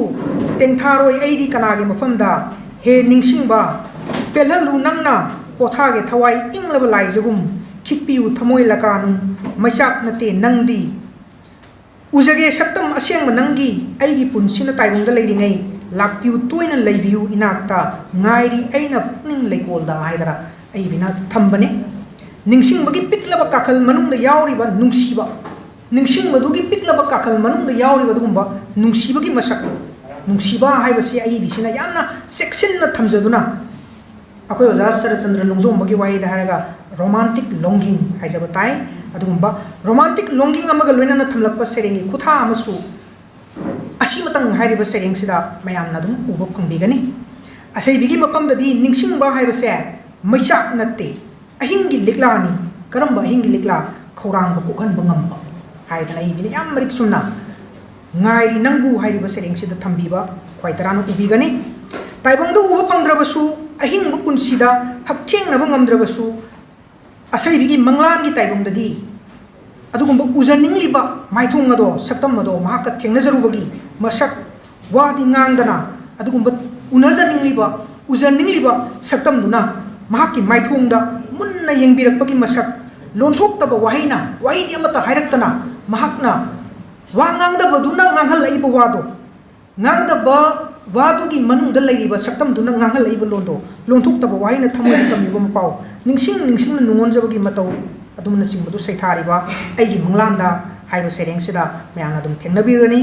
asugumba wakhalon asiga hairap manaba ihul singsi phungdokpa sereng khrasu yauri makhoi singdugi manungda sakhang nathi hariba sereng simasu ai panjaningi lariki mintol oiriba Nanggi Chinbalgi Machuna haiba sereng asimasu taimong semba mapubu chanajabi oina yekpa masung mamanabi oina yekpa sangkhon ba serengi kothani haidana paudamjari khajitang sangtak toba dumba sereng amani title poem si lamai engonda leibasda lamai ahum pali chena ahum mayam adum yengbiu akoi ki nupi gi saktam oina saithariba akoi ki poet persona bu tha gi lebak ta pubi khiba thawan misak masing thimin nakhiba nongthang leimagi jagoi khuthek yengmin nakhiba ningthau turel ga da iroi duna sanami nakhiba gi libagi loiba naidraba wari kaya lidiba punsiga khongloi nariba jiban devata gi adugumba chana thoirabi masung mamanabi oina yekpa nupi gi saktam mama sumba asai bisigi title poem oiriba sereng asida pa basum dum thengnabi gani shanti chawkhatpa tangdu leitaba haibna sing asigi mahut siliba higok machu gi pot am kakso jana yam seasonary thaunagi maipakpagi i khegalakpagi youth ki nahagi adugumba asana pik thanba madugi mahut siliba angang machu amadi shakti gi evil gi awabagi mahut siliba amubu machu kaya gi marol loliba mahaki khusem gi Chinbalgi machu saithari badumba sereng amani asai bigi milam du uriba mahaki kalpana dagi sagalakpa mapu mahaki saktam di makal mathial kaya gini karigumbadana ahingi chekla oina surbu ngamjabi pi thadoi chekla oina tingong kangong oina saitharapagi pot khwaitarana dum thengnabirani chekla singasina maisa khangduna pungamdaba thamoi gi tengthana pirakpa dugumba khonthang masina maisa phauriba asai bisigi poet persona na maisa khanglibodo ningjariba mapu mahaki damaktani haibagumbogi khonthang ama nanggi sahekta haiba sereng asida khwaitarana dum thengnabiragani lariga sida lokaliba atopa serengi ngasai dige na thamjariba wapam sina mapung oiba ai bigi larik sigi serengi masakni haibadu ma thamjarabagi matungda atai sabun oina sereng masing mari manga amada khut thabirakpa dum sereng khara damu ai mayam ni togol tawjarakke adugumba serengi makal singdugi hiram singdugi manungda mari bakpu nungsijabagi potsima ai bisda dum loina dana yauri masugumba khotha asi ningthibi ima hairiba sereng sida mayam dum uba phangbirani aduga mukasu malemgi imagi numit paipuna mun hena khangbi baduni sahi khudingi me thagi ani suba nomaijing numitsi mamangi hokiba nomaijing numitu do oiki baduni adugumba malemgi imagi numitsi lakpaga loinana ai bigi laiwai khrabi apokpi mama bu ningsing lakpa gi masak ama asai bigi larik sida thingnagani aina su mamangda wapum katang ai bibu saktak pa oina thamjabadu dasu panjaki baduni ai bi sina ma ke apokpa amadi apokpi animak laiwai khre ꯂꯥꯏꯑꯣꯏꯈ꯭ꯔꯕ ꯄꯣꯛꯄ ꯑꯃꯗꯤ ꯑꯄꯣꯛꯄꯤ ꯑꯅꯤꯒꯤ ꯃꯐꯝꯗ ꯃꯅꯤꯄꯨꯔꯤ ꯈꯨꯔꯤꯔꯣꯜꯒꯤꯗꯃꯛꯇ ꯃꯅꯥ ꯑꯃ ꯑꯩꯈꯣꯏꯒꯤ ꯏꯔꯝꯗꯝ ꯃꯤꯌꯥꯝꯒꯤ ꯑꯄꯨꯟꯕ ꯈꯣꯔꯖꯩꯂꯣꯛ ꯏꯃꯥꯈꯣꯜꯒꯤ ꯍꯥꯏꯔꯤꯕ ꯁꯥꯍꯤꯇ꯭ꯌꯒꯤ ꯂꯨꯞ ꯑꯁꯤꯗ ꯀꯠꯄꯤꯗꯨꯅ ꯃꯅꯤꯄꯨꯔꯤ ꯈꯨꯟꯅꯥꯏꯒꯤ ꯃꯅꯤꯄꯨꯔꯤ ꯁꯥꯍꯤꯇ꯭ꯌꯒꯤ ꯊꯧꯒꯜ ꯇꯧꯖꯅꯤꯡꯕꯒꯤ ꯚꯥꯞ ꯑꯃ ꯂꯩꯔꯤꯕꯁꯤ ꯆꯨꯁꯟꯅꯅ ꯌꯦꯡꯕ ꯃꯇꯝꯗ ꯈꯔ ꯍꯦꯟꯅ ꯃꯁꯛ ꯊꯣꯛꯄ ꯁꯩꯔꯦꯡ ꯑꯃ ꯑꯣꯏꯒꯅꯤ ꯍꯥꯏꯗꯅ ꯑꯩꯉꯣꯟꯗ ꯐꯥꯎꯖꯩ ꯃꯥꯂꯦꯝꯒꯤ ꯏꯃꯥꯒꯤ ꯅꯨꯃꯤꯠ ꯂꯥꯛꯄꯁꯤꯗꯩꯁꯤꯗ ꯑꯏꯕꯤꯒꯤ ꯑꯄꯣꯛꯄꯤ ꯂꯥꯏꯑꯣꯏꯈ꯭ꯔꯕꯤ ꯃꯃꯥꯁꯤ ꯅꯤꯡꯁꯤꯡꯂꯛꯄꯒꯤ ꯃꯁꯛꯇꯨ ꯍꯥꯏꯔꯤꯕ ꯁꯩꯔꯦꯡꯁꯤꯗ ꯃꯌꯥꯝꯅ ꯎꯕ ꯐꯪꯕꯤꯒꯅꯤ ꯃꯆꯥꯁꯤꯡꯕꯨ ꯃꯤ ꯑꯣꯏꯅꯅꯕ ꯁꯦꯝꯕꯗ ꯑꯍꯤꯡ ꯅꯨꯡꯁꯦꯜ ꯈꯥꯡꯅ ꯈꯨꯕꯥꯛ ꯀꯨꯔꯣꯜ ꯍꯨꯅ ꯂꯋꯥꯏ ꯀꯣꯏꯔꯦꯜ ꯇꯥꯡꯕ ꯃꯈꯩ ꯁꯨꯖ ꯅꯣꯝꯖꯈꯤꯕ ꯋꯥꯏ ꯀꯧꯕꯇ ꯍꯥꯏꯗꯅ ꯍꯣꯠꯅꯕꯤꯔꯛꯈꯤꯕ ꯀꯌꯥ ꯑꯗꯨ ꯅꯤꯡꯁꯤꯡꯖꯗꯨꯅ ꯅꯨꯡꯉꯣꯟꯖꯕꯒꯤ ꯐꯖꯔꯕ ꯈꯨꯊꯥ ꯑꯃ ꯏꯃꯥꯒꯤ ꯅꯨꯃꯤꯠꯁꯤꯗ ꯍꯥꯏꯔꯤꯕ ꯁꯩꯔꯦꯡꯁꯤꯗ ꯃꯌꯥꯝꯅ ꯑꯗꯨꯝ ꯊꯦꯡꯅꯕꯤꯒꯅꯤ ꯑꯃꯨꯛꯁꯨ ꯃꯅꯤꯄꯨꯔ ꯏꯃꯥꯒꯤ ꯅꯤꯡꯊꯤꯖꯕ ꯁꯛꯇꯝꯁꯤ ꯁꯩꯊꯥꯔꯛꯄ ꯃꯇꯝꯗ ꯃꯐꯝ ꯑꯁꯤꯒꯤ ꯃꯤꯌꯥꯝꯅ ꯂꯣꯟꯅꯔꯤꯕ ꯑꯩꯈꯣꯏꯒꯤ ꯂꯣꯟ ꯏꯃꯥꯔꯣꯜ ꯃꯁꯤꯒꯤ ꯃꯁꯛꯁꯤ ꯁꯩꯊꯥꯔꯛꯄ ꯁꯩꯔꯦꯡ ꯑꯃꯈꯛꯁꯨ ꯌꯥꯎꯔꯤ ꯁꯩꯔꯦꯡꯗꯨꯒꯤ ꯃꯃꯤꯡꯅ ꯂꯥꯏꯔꯕꯤ ꯅꯠꯇꯦ ꯍꯥꯏꯗꯅ ꯊꯝꯕꯅꯤ ꯃꯔꯝꯗꯝꯒꯤ ꯅꯤꯡꯊꯤꯖꯔꯕ ꯂꯣꯛꯇꯥꯛ ꯄꯥꯠꯀꯤ ꯁꯛꯇꯝ ꯁꯩꯊꯥꯗꯨꯅ ꯍꯥꯏꯔꯤꯕ ꯄꯥꯠꯁꯤꯒꯤꯗꯃꯛꯇ ꯆꯥꯎꯊꯣꯛꯆꯕꯒꯤ ꯃꯁꯛ ꯎꯠꯂꯤꯕ ꯁꯩꯔꯦꯡ ꯑꯃꯅ ꯎꯔꯨꯕꯗ ꯁꯛꯇꯝ ꯍꯥꯏꯕꯁꯤꯗ ꯃꯌꯥꯝ ꯊꯦꯡꯅꯕꯤꯒꯅꯤ ꯑꯗꯨꯒ ꯃꯥꯂꯦꯝꯒꯤ ꯃꯐꯝ ꯑꯇꯩꯗ ꯐꯪꯗꯕ ꯑꯩꯈꯣꯏꯒꯤ ꯎꯔꯈꯨꯜꯒꯤ ꯁꯤꯔꯣꯏ ꯂꯤꯂꯤ ꯃꯁꯤꯒꯤ ꯃꯔꯝꯗ ꯁꯩꯊꯥꯕ ꯁꯤꯔꯣꯏ ꯂꯤꯂꯤ ꯍꯥꯏꯕ ꯁꯩꯔꯦꯡ ꯑꯃ ꯁꯉꯥꯏꯒꯤ ꯃꯔꯝꯗ ꯁꯩꯊꯥꯕ ꯁꯉꯥꯏ ꯍꯥꯏꯕ ꯁꯩꯔꯦꯡ ꯑꯃ ꯂꯥꯏꯔꯤꯛꯁꯤꯗ ꯃꯌꯥꯝꯅ ꯑꯗꯨꯝ ꯊꯦꯡꯅꯕꯤꯔꯅꯤ ꯃꯃꯥ ꯂꯩꯕꯥꯛ ꯃꯔꯝꯗꯝ ꯃꯅꯤꯄꯨꯔꯒꯤ ꯄꯣꯠꯂꯝ ꯆꯩꯔꯝꯁꯤꯡ ꯎꯆꯦꯛ ꯋꯥꯌꯥꯁꯤꯡ ꯆꯦꯛꯂꯥ ꯄꯤ ꯊꯥꯗꯣꯏꯒꯤ ꯃꯔꯝꯗ ꯆꯦꯛꯂꯥ ꯂꯝ ꯈꯨꯅꯨꯒꯤ ꯃꯔꯝꯗ ꯇꯦꯅꯋꯥꯒꯤ ꯃꯔꯝꯗ ꯃꯁꯤꯒꯨꯝꯕ ꯆꯦꯛꯂꯥꯁꯤꯡ ꯑꯁꯤꯗꯒꯤ ꯍꯧꯔꯦꯔꯒ ꯂꯝꯗꯝ ꯑꯁꯤꯒꯤ ꯇ꯭ꯔꯦꯗꯤꯁꯟꯒꯤ ꯐꯖꯔꯕ ꯃꯁꯛ ꯑꯃ ꯄꯨꯊꯗꯨꯅ ꯆꯠꯂꯤꯕ ꯑꯩꯈꯣꯏꯒꯤ ꯍꯔꯥꯎ ꯀꯨꯝꯍꯩꯁꯤꯡꯒꯤ ꯃꯔꯛꯇꯒꯤ ꯆꯩꯔꯥꯎꯕꯒꯤ ꯅꯨꯡꯂꯣꯟꯁꯤ ꯅꯤꯡꯊꯤꯖꯅ ꯎꯠꯄ ꯑꯗꯨꯒꯨꯝꯕ ꯃꯩꯇꯩ ꯆꯩꯔꯥꯎꯕ ꯍꯥꯏꯕ ꯁꯩꯔꯦꯡ ꯑꯃꯁꯨ ꯂꯥꯏꯔꯤꯛꯁꯤꯗ ꯌꯥꯎꯔꯦ ꯑꯗꯨꯒ ꯌꯦꯜꯍꯧꯉꯩꯗꯒꯤ ꯀꯥꯎꯊꯣꯛꯅꯈ꯭ꯔꯕ ꯌꯦꯜꯍꯧꯉꯩꯗꯒꯤ ꯑꯩꯈꯣꯏꯒ ꯁꯥꯒꯣꯟꯅꯗꯨꯅꯗꯤ ꯂꯩꯖꯔꯛꯄ ꯑꯗꯨꯒ ꯉꯁꯤꯗꯤ ꯀꯥꯎꯊꯣꯛꯅꯈ꯭ꯔꯕ ꯑꯗꯨꯒꯨꯝꯕ ꯄꯨꯟꯁꯤꯔꯣꯜ ꯑꯃꯗꯤ ꯃꯗꯨꯒꯨꯝꯕ ꯄꯨꯟꯁꯤꯔꯣꯜꯗꯨꯒ ꯁꯥꯒꯣꯟꯅꯅ ꯂꯩꯔꯤꯕ ꯑꯩꯈꯣꯏꯒꯤ ꯅꯨꯡꯁꯤꯔꯕ ꯊꯥꯏꯅꯉꯩꯒꯤ ꯑꯣꯏꯕ ꯃꯁꯥꯟꯅꯁꯤꯡ ꯃꯗꯨ ꯅꯤꯡꯁꯤꯡꯕ ꯑꯗꯨꯒꯨꯝꯕ ꯁꯩꯔꯦꯡ ꯑꯃ ꯁꯛꯁꯤ ꯁꯣꯟꯁꯤ ꯁꯣꯟꯁꯕ ꯍꯥꯏꯕ ꯁꯩꯔꯦꯡ ꯑꯃꯁꯨ ꯌꯥꯎꯔꯦ ꯑꯗꯨꯒ ꯌꯥꯎꯁꯪ ꯀꯨꯝꯍꯩꯒꯤ ꯌꯥꯎꯁꯪꯒꯤ ꯍꯧꯖꯤꯛꯀꯤ ꯑꯩꯈꯣꯏꯒꯤ ꯍꯣꯡꯉꯛꯏꯕ ꯃꯁꯛꯁꯤꯡꯁꯤꯒꯤ ꯄꯣꯠ ꯅꯠꯇꯕ ꯌꯥꯎꯁꯪ ꯀꯨꯝꯍꯩꯁꯤꯒꯤ ꯅꯨꯡꯂꯣꯟ ꯍꯥꯏꯖꯕ ꯇꯥꯏ ꯃꯁꯤꯒꯤ ꯅꯨꯡꯒꯤ ꯐꯤꯂꯣꯁꯣꯐꯤ ꯑꯣꯏꯔꯤꯕ ꯐꯠꯇꯕ ꯄꯨꯝꯕ ꯃꯇꯝꯒꯤ ꯃꯩꯅ ꯇꯨꯝꯅ ꯆꯥꯛꯍꯟꯈ꯭ꯔꯒ ꯑꯔꯤꯕ ꯃꯔꯨꯗꯒꯤ ꯑꯅꯧꯕ ꯃꯌꯣꯟ ꯆꯣꯡꯈꯠꯍꯟꯗꯨꯅ ꯇꯪꯗꯨ ꯂꯩꯇꯥꯕ ꯑꯅꯧꯕ ꯃꯥꯂꯦꯝ ꯑꯗꯨꯒꯨꯝꯕ ꯑꯅꯧꯕ ꯑꯁꯥꯒꯤ ꯌꯦꯅꯤꯡ ꯍꯨꯜꯍꯟꯅꯤꯡꯕꯒꯤ ꯄꯨꯛꯅꯤꯡ ꯃꯇꯥ ꯐꯣꯡꯗꯣꯛꯄ ꯁꯩꯔꯦꯡ ꯌꯥꯎꯁꯪ ꯀꯧꯕ ꯑꯃꯁꯨ ꯍꯥꯏꯔꯤꯕ ꯂꯥꯏꯔꯤꯛꯁꯤꯗ ꯃꯌꯥꯝꯅ ꯊꯦꯡꯅꯕꯤꯔꯅꯤ ꯑꯗꯨꯒ ꯑꯄꯤꯛꯄ ꯆꯤꯡꯂꯩꯕꯥꯛ ꯑꯁꯤꯒꯤ ꯍꯧꯈ꯭ꯔꯕ ꯄꯨꯋꯥꯔꯤꯒꯤꯗꯃꯛꯇ ꯑꯩꯈꯣꯏꯒꯤ ꯂꯩꯖꯔꯝꯃꯤꯕ ꯄꯥꯁ ꯒ꯭ꯂꯣꯔꯤ ꯑꯗꯨꯒꯤꯗꯃꯛꯇ ꯆꯥꯎꯊꯣꯛꯆꯕꯒꯤ ꯃꯁꯛ ꯎꯠꯄ ꯁꯩꯔꯦꯡ ꯄꯤꯛꯂꯕꯁꯨ ꯃꯅꯤꯄꯨꯔꯒ ꯍꯥꯏꯁꯤ ꯃꯌꯥꯝ ꯊꯦꯡꯅꯕꯤꯔꯅꯤ ꯂꯝꯗꯝ ꯑꯁꯤꯒꯤ ꯂꯩꯃꯥꯏꯗ ꯄꯣꯛꯆꯈꯤꯕ ꯑꯗꯨꯒꯨꯝꯕ ꯑꯩꯈꯣꯏ ꯈ꯭ꯋꯥꯏꯗꯒꯤ ꯃꯥꯏ ꯑꯣꯏꯖꯔꯤꯕ ꯖꯅꯅꯦꯇꯥ ꯍꯤꯖꯝ ꯏꯔꯥꯕꯣꯠꯀꯤ ꯃꯔꯝꯗ ꯁꯤꯡꯊꯥ ꯁꯩꯊꯥꯕ ꯁꯩꯔꯦꯡ ꯂꯥꯏꯒꯤ ꯃꯆꯥ ꯃꯌꯥꯝ ꯊꯦꯡꯅꯕꯤꯔꯅꯤ ꯃꯃꯥ ꯂꯩꯕꯥꯛꯀꯤ ꯉꯝꯈꯩ ꯉꯥꯛꯄꯗ ꯊꯋꯥꯏꯅ ꯄꯣꯟꯊꯥ ꯑꯣꯏꯈꯤꯕ ꯑꯩꯈꯣꯏꯒꯤ ꯁꯣꯛ 2002 ꯖꯨꯟ 19ꯒꯤ ꯊꯧꯗꯣꯛꯇ ꯊꯋꯥꯏ ꯊꯥꯈ꯭ꯔꯕ ꯊꯋꯥꯏ ꯀꯠꯈ꯭ꯔꯕ ꯑꯗꯨꯒꯨꯝꯕ ꯑꯊꯧꯕ 19 ꯑꯗꯨꯒꯤ ꯃꯐꯝꯗ ꯏꯀꯥꯏ ꯈꯨꯝꯅꯕ ꯎꯠꯄ ꯑꯣꯏꯅ ꯁꯤꯡꯊꯥꯔꯛꯄ ꯁꯩꯔꯦꯡ ꯖꯨꯟ 19ꯅꯆꯤꯡꯕ ꯁꯩꯔꯦꯡꯁꯤꯡꯁꯤ ꯍꯥꯏꯔꯤꯕ ꯂꯥꯏꯔꯤꯛꯁꯤꯗ ꯃꯌꯥꯝ ꯊꯦꯡꯅꯕꯤꯔꯅꯤ ꯂꯥꯏꯔꯤꯛ ꯑꯁꯤꯗ ꯂꯧꯈꯠꯂꯤꯕ ꯑꯇꯣꯞꯄ ꯁꯩꯔꯦꯡꯒꯤ ꯃꯄꯨꯡ ꯑꯣꯏꯕ ꯍꯤꯔꯝ ꯑꯃꯅ ꯅꯨꯄꯤ ꯑꯃꯗꯤ ꯃꯈꯣꯏꯒꯤ ꯄꯨꯟꯁꯤ ꯃꯈꯣꯏꯒꯤ ꯐꯤꯗꯝ ꯑꯃꯗꯤ ꯅꯤꯡꯇꯝꯕꯒ ꯃꯔꯤ ꯂꯩꯅꯕ ꯁꯩꯔꯦꯡꯁꯤꯡ ꯑꯁꯤꯅꯤ ꯃꯇꯥꯡꯁꯤ ꯑꯩꯈꯣꯏꯒꯤ ꯑꯣꯖꯥ ꯁꯔꯆꯟꯗ꯭ꯔ ꯂꯣꯡꯖꯨꯝꯕꯅꯁꯨ ꯑꯩ ꯃꯍꯥꯛ ꯑꯣꯖꯥꯒꯤ ꯋꯥꯃꯥꯡꯒꯤ ꯊꯧꯅꯥꯅ ꯌꯣꯝꯂꯗꯨꯅ ꯃꯇꯤꯡ ꯂꯩꯅ ꯍꯤꯡꯂꯤꯕ ꯑꯩꯈꯣꯏꯁꯨ ꯃꯤꯅꯤ ꯍꯤꯡꯂꯤꯕ ꯑꯩꯈꯣꯏꯁꯨ ꯃꯤꯅꯤ ꯍꯥꯏꯗꯅ ꯑꯩꯕꯅ ꯊꯝꯕꯤꯕꯅꯤ ꯑꯩꯈꯣꯏꯁꯨ ꯃꯤꯅꯤ ꯍꯥꯏꯔꯤꯕ ꯁꯩꯔꯦꯡꯁꯤꯗ ꯌꯥꯝꯅꯃꯛ ꯄꯨꯛꯅꯤꯡ ꯂꯩꯇꯥꯅ ꯍꯥꯏꯖꯒꯦ ꯌꯥꯝꯅꯃꯛ ꯄꯨꯛꯅꯤꯡ ꯂꯩꯇꯥꯅ ꯏꯔꯛꯄ ꯅꯨꯄꯤꯒꯤ ꯄꯨꯟꯁꯤꯕꯨ ꯃꯤꯑꯣꯏꯕ ꯑꯃ ꯑꯣꯏꯅ ꯆꯞ ꯆꯥꯅ ꯃꯃꯜ ꯄꯤꯅꯤꯡꯕꯒꯤ ꯄꯨꯛꯅꯤꯡ ꯃꯇꯥ ꯎꯠꯂꯤꯕ ꯑꯗꯨꯒꯨꯝꯕ ꯁꯩꯔꯦꯡ ꯑꯃꯅꯤ ꯍꯥꯏꯗꯅ ꯑꯩꯗꯤ ꯐꯥꯎꯖꯩ ꯑꯁꯩꯕꯤ ꯃꯥꯂꯌꯥꯅ ꯂꯧꯈꯠꯂꯤꯕ ꯑꯇꯣꯞꯄ ꯁꯩꯔꯦꯡꯒꯤ ꯍꯤꯔꯝ ꯑꯃꯅ ꯃꯤꯑꯣꯏꯕꯒꯤ ꯄꯨꯟꯁꯤꯁꯦ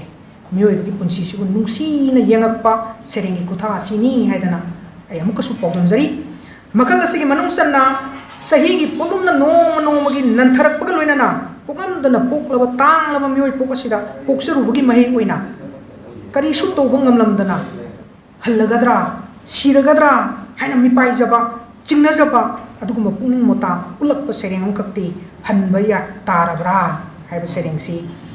ꯃꯌꯥꯝ ꯊꯦꯡꯅꯕꯤꯒꯅꯤ ꯅꯣꯡꯃꯗꯤ ꯁꯣꯏꯗꯅ ꯍꯜꯂꯒꯗꯕ ꯄꯨꯟꯁꯤ ꯈꯣꯡꯆꯠꯁꯤꯕꯨ ꯑꯏꯕꯤꯅ लाखी लेप्तना हन्ननबा हनखिनी नोंगमदी सोइदना अइसु नंगसु मासु मिकुप अमगी मतमनी नोंगमदी सोइदना हाइदना याम कम्पैक्ट ओइबा वाइगी पैकेट अमकक ओइना सत लांगना कोइगी नाकोंगदा पाबसिंगी थमोइदा पालनबा ngamnanaba थेरि थमकपा सेरेंगी मसकसे माके नोंगमा हाइरिबा सेरेंगसिदा मयाम थेंगनबिरनी सेरेंग नोंगमा हाइबा सिदेस्ता कबिनु उरिबा मसकसिदेस्ता पुंसीदा कबिनु उजरिबा यंगजरिबा मिजेंगी मसकतुने वाखलोन असे अमुकसु हन्ना माकी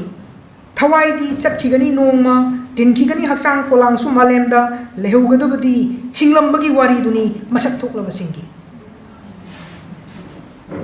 अखोय खुदिमकी वारी लोइनमक लिनदना लेहौगदबदी नते अखोय खुदिमकी खुदिंगी मरक्तगी मराइबक फबमी अमखकी अनिखकी मंगा खकी मरमदा लिना होगदबो पोतु कबिना चिंचलकान लेदा माकी क्रिएशन खुशियमदो यावलकान लेदा सेरेंगमनि पुथोरपगी ओंतोकना फजबा मफजा अमा मसेमगत अमा पुथोरपगी पोतु मयामदा पाउदमजरी मसे नुंसीबा इसेल हारिबा सेरेंग सिदेससु पुंसीगा मरी लेनानि येंगakpa कबिगे मिजेंनि मसकसे मयाम उबो फंगिगनी असैबी मलयागी अतै असोइबा सेरेंगसिंगी मरक्ता मतमगी ओइजबा थीबसिंगी साजक येकपा मतमगी ओइजबा थीबसिंगी साजक येकपा दुगुम सेरेंग ngaमी मयाम दम येंबिरो कोरोना लाइचतकी मरमदा सैथारकपा सेरेंग नंगी लानफमसिदा हाइबमगा अरोइबा खुंगुल हाइबमगा सेरेंग अनि सिदुम येंबिरो अदुगा रुद्र सागरगी निर्महलना लंकोइबसिंगबु ngaihobगी मरमदा सैथारिबा रुद्र सागर हाइरिबा सेरेंगसि मयादम येंबिरो महाराज कुमारी विनोदिनीगी मांग साइकी फजाबा वाहिगी लेचन सेमकपगी मतंग स्टेस्ता महाराज कुमारी विनोदिनीगी इसै मयक निंगसिंग हनबा नुंसीबगी मरमदा थारिबा फजाबा सेरेंगी कुथा अमसु नुंसीबा हाइबा सेरेंगसिदा मयाम बिगनी अखोय लेंसिन बिरिबा president member सिंगी मरक्तगी ngasiगी अथोइबा मिथुंग ओइबिरिबा तामो Kiran Kumar ममांगदा अखोय लेमरोल project लेकोना सिंजबा theorem अमदा अखोयगी इकाई खुनजरिबा तामोसी चीफ गेस्ट ओइबिखिबनी मदुदा इमासिगी हाइरिबा इसै मेयकसी थोकना थवाइ यावना मरिक सुमना लांथोकपिरमी इसै ओइना सैसक्पा मोइना हाइजबा ताइ मदुगी परेंगसिंदु अइबिगी सेरेंगसि पारो मतमदा निंगसिंजरकपदो ओइना कोसनजरकपनी अइबिना हाइरि उरबदी नंगबु हंगे खल्ली असिमतंग करमना लाकपनो नाहकपु पंथुंगपमना कदाइदा अइबिगी दिंगासागी भक्तिगी भावतु पुसलकानुरेदा थमकपगी पोतुनी मसे एंगोंदा लमाइ निफुतरेत यावी नुंसीबा हाइबा सेरेंग दुदा कौंगमदबा फजा फजाबा वाहिगी लेचिन सेम सारकाना लांथोरपा सेरेंगसिंदुगी मरक्ता अइबिगी लामै हाइरिबा सेरेंगसिंग मयाम येंबियु मतमगी लामैना अखापा मत लेतना तुमना चाख्रबसु असैबिगी आशादी मांगबा लेतबा मदुगी मसक अदुगा अनोबा कुंगी नोंग लाकपा मतमदा अदुगुंबा लामैना चाख्रबा लेतंगाय ओइरबा लेमाइदुदगी अनोबा आशागी येनिंग पामी मचा मचा ओइना निंग सोंखतचरकपगी मसकतो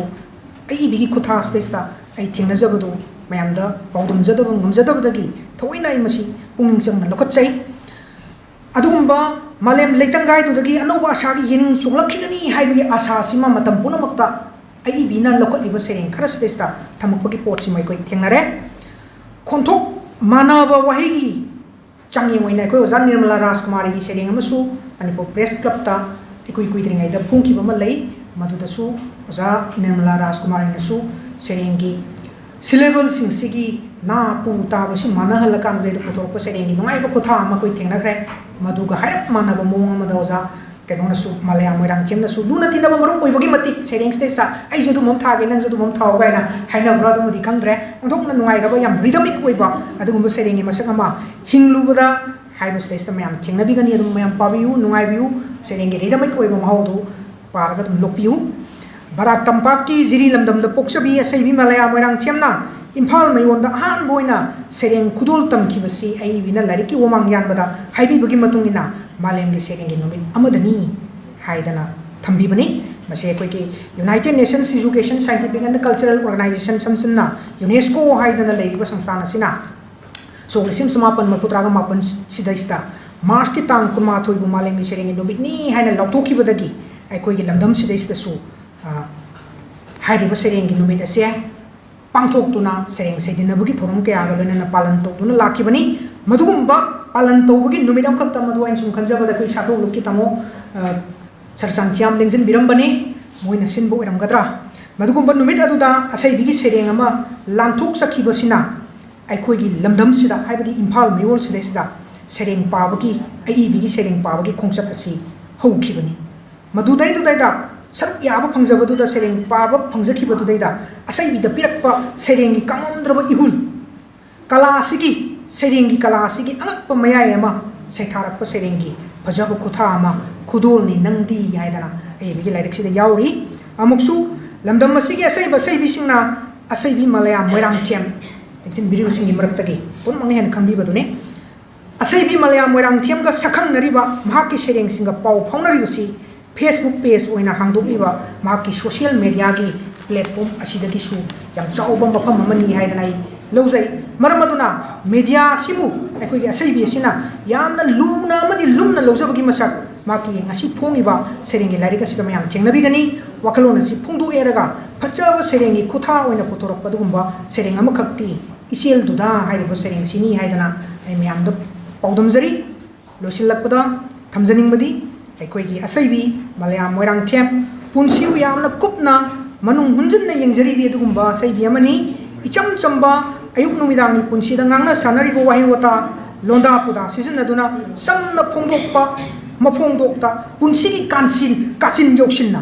समना फोंदोक्पा मफोंदोक्ता पुंसीगी काचिन योक्सिन्ना अरूबा भाव अमदी अवांग वांगरोल फावबा अपाबा अमदी अताबसिंदा लाइना अमदी मिंथीना यौहनबा ngamba सेरेंगदा माइ पाकना खुद थारकलिबी असैबी अमनी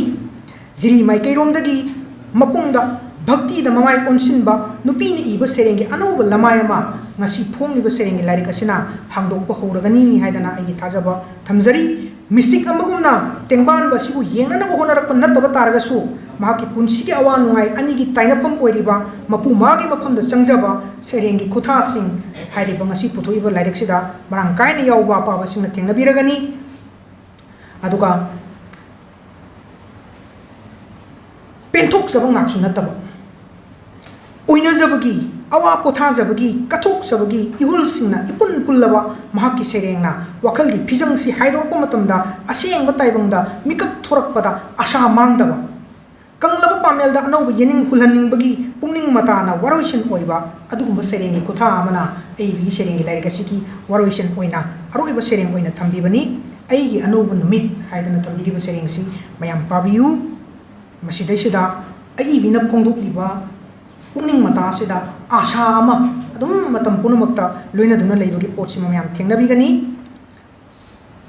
अरुइबोइना ओजा मलया मोइरांगथेम माइ पाकपा सेरेंगिबी अमा ओइना संसिलक्लिबसि मखा तारकपदसु हेना मरु चंगबा हेना मसक थोकपा हेना लुमलुम लाउबा Manipuri खुरिरोलगी मयामगी थमोइदा काउंदबा महाउ पीदुना लेहोरगदवा सेरेंगसिंग मथंग मथंग खुदोल तोबिरखो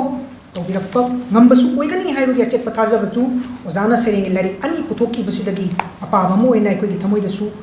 yeksin jahore thamjahore makhata bada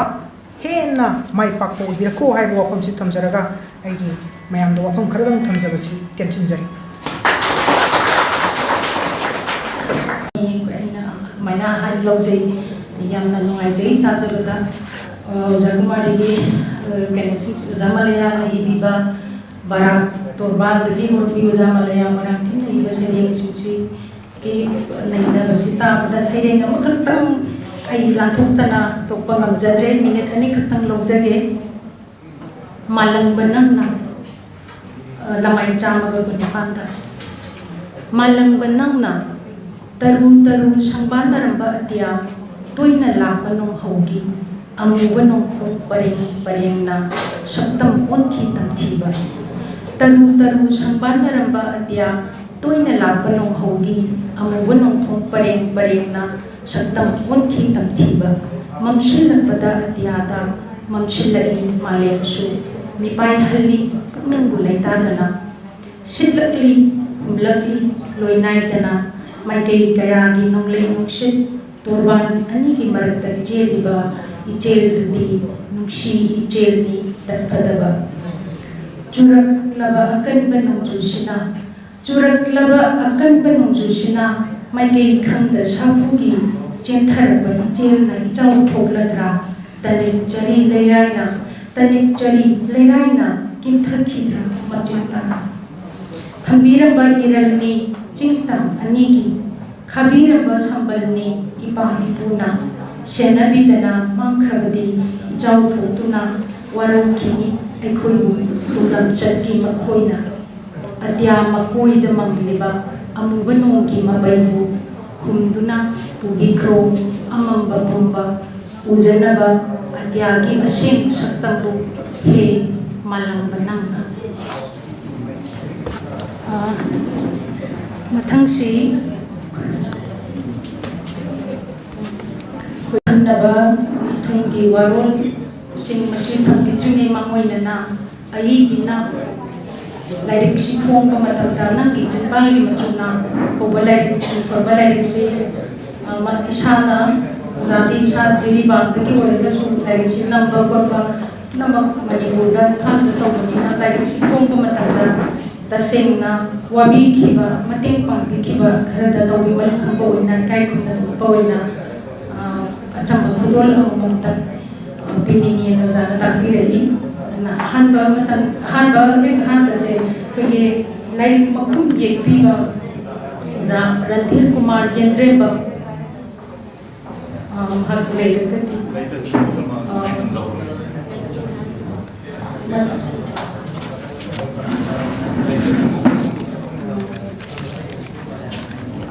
mathanda ke jiri ki oza sarat thongchom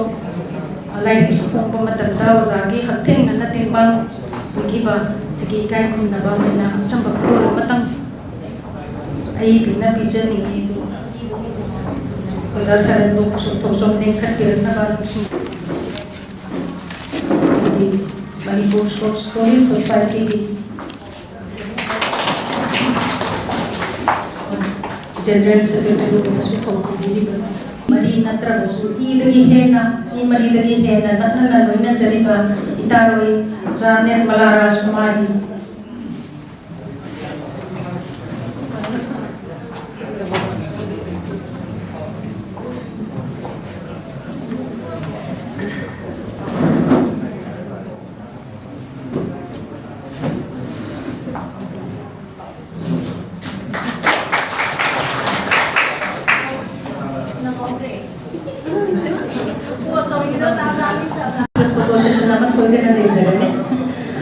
mathang se ita ama thana baya debi ita ama TH Memi Devi ita bo sanjari sairing saiten da bagi thoram lei mayam kaubi dana ba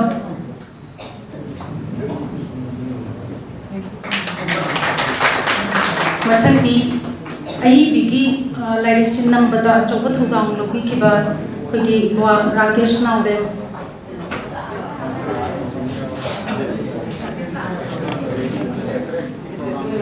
bigi mathang thoram makhata chaba wena khoi khanna ba mitungi warolda kai khumna jariba ja RK Chandra founder president ma ko ngasigi khanna ba mitungi ko biriba ja warol khara thambirang na ba nolobi nishinjare